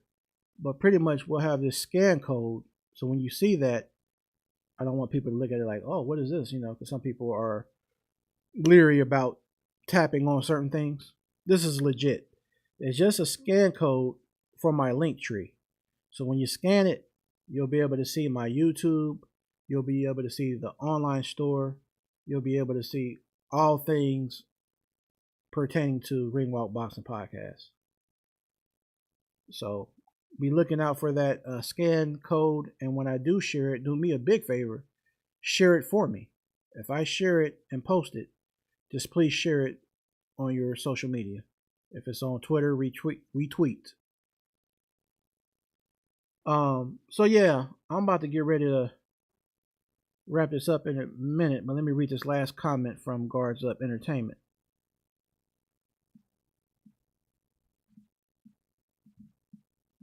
And I appreciate everybody who tuned in tonight for sure. Guards Up, you said that's a good idea about the refs' point of view. Yeah, man, that's something I would want to maybe talk about more on my next live. Maybe when I begin my show next Sunday, I'll carry that on to the conversation, and we can kind of like talk with the different ones on here about the different perspectives of refs and stuff and the counts, the slow count, the fast count, and where is the medium. So I appreciate you guards guards up entertainment, Cam J, Rob Elmore, Cuz down south, and everybody. Rich Talmadge, thanks for following through tonight. It's been a minute since you've been on the YouTube channel. 903 Boxing. I think this might be the first time I saw you on the feed, man. So shout outs to you for sure.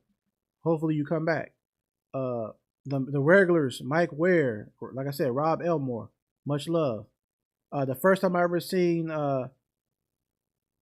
Pagia Parker. So welcome to Ring Walk Boxing Podcast for sure. Hopefully you'll be back next Sunday at 6 p.m. And Thomas Hill, I appreciate you, brother. You're always showing love when we have those round table discussions with Cam J on his channel. So thanks for coming over here and showing me love. All right, y'all. So we're gonna get ready to wrap this segment up for tonight.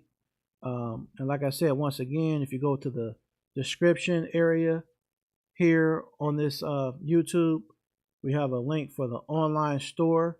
We have merch. Like I said, these hats. I got this gray hat, but I also have a blue hat. We got the green, the hunter green color shirts. We got blue, dark blue, navy blue, orange.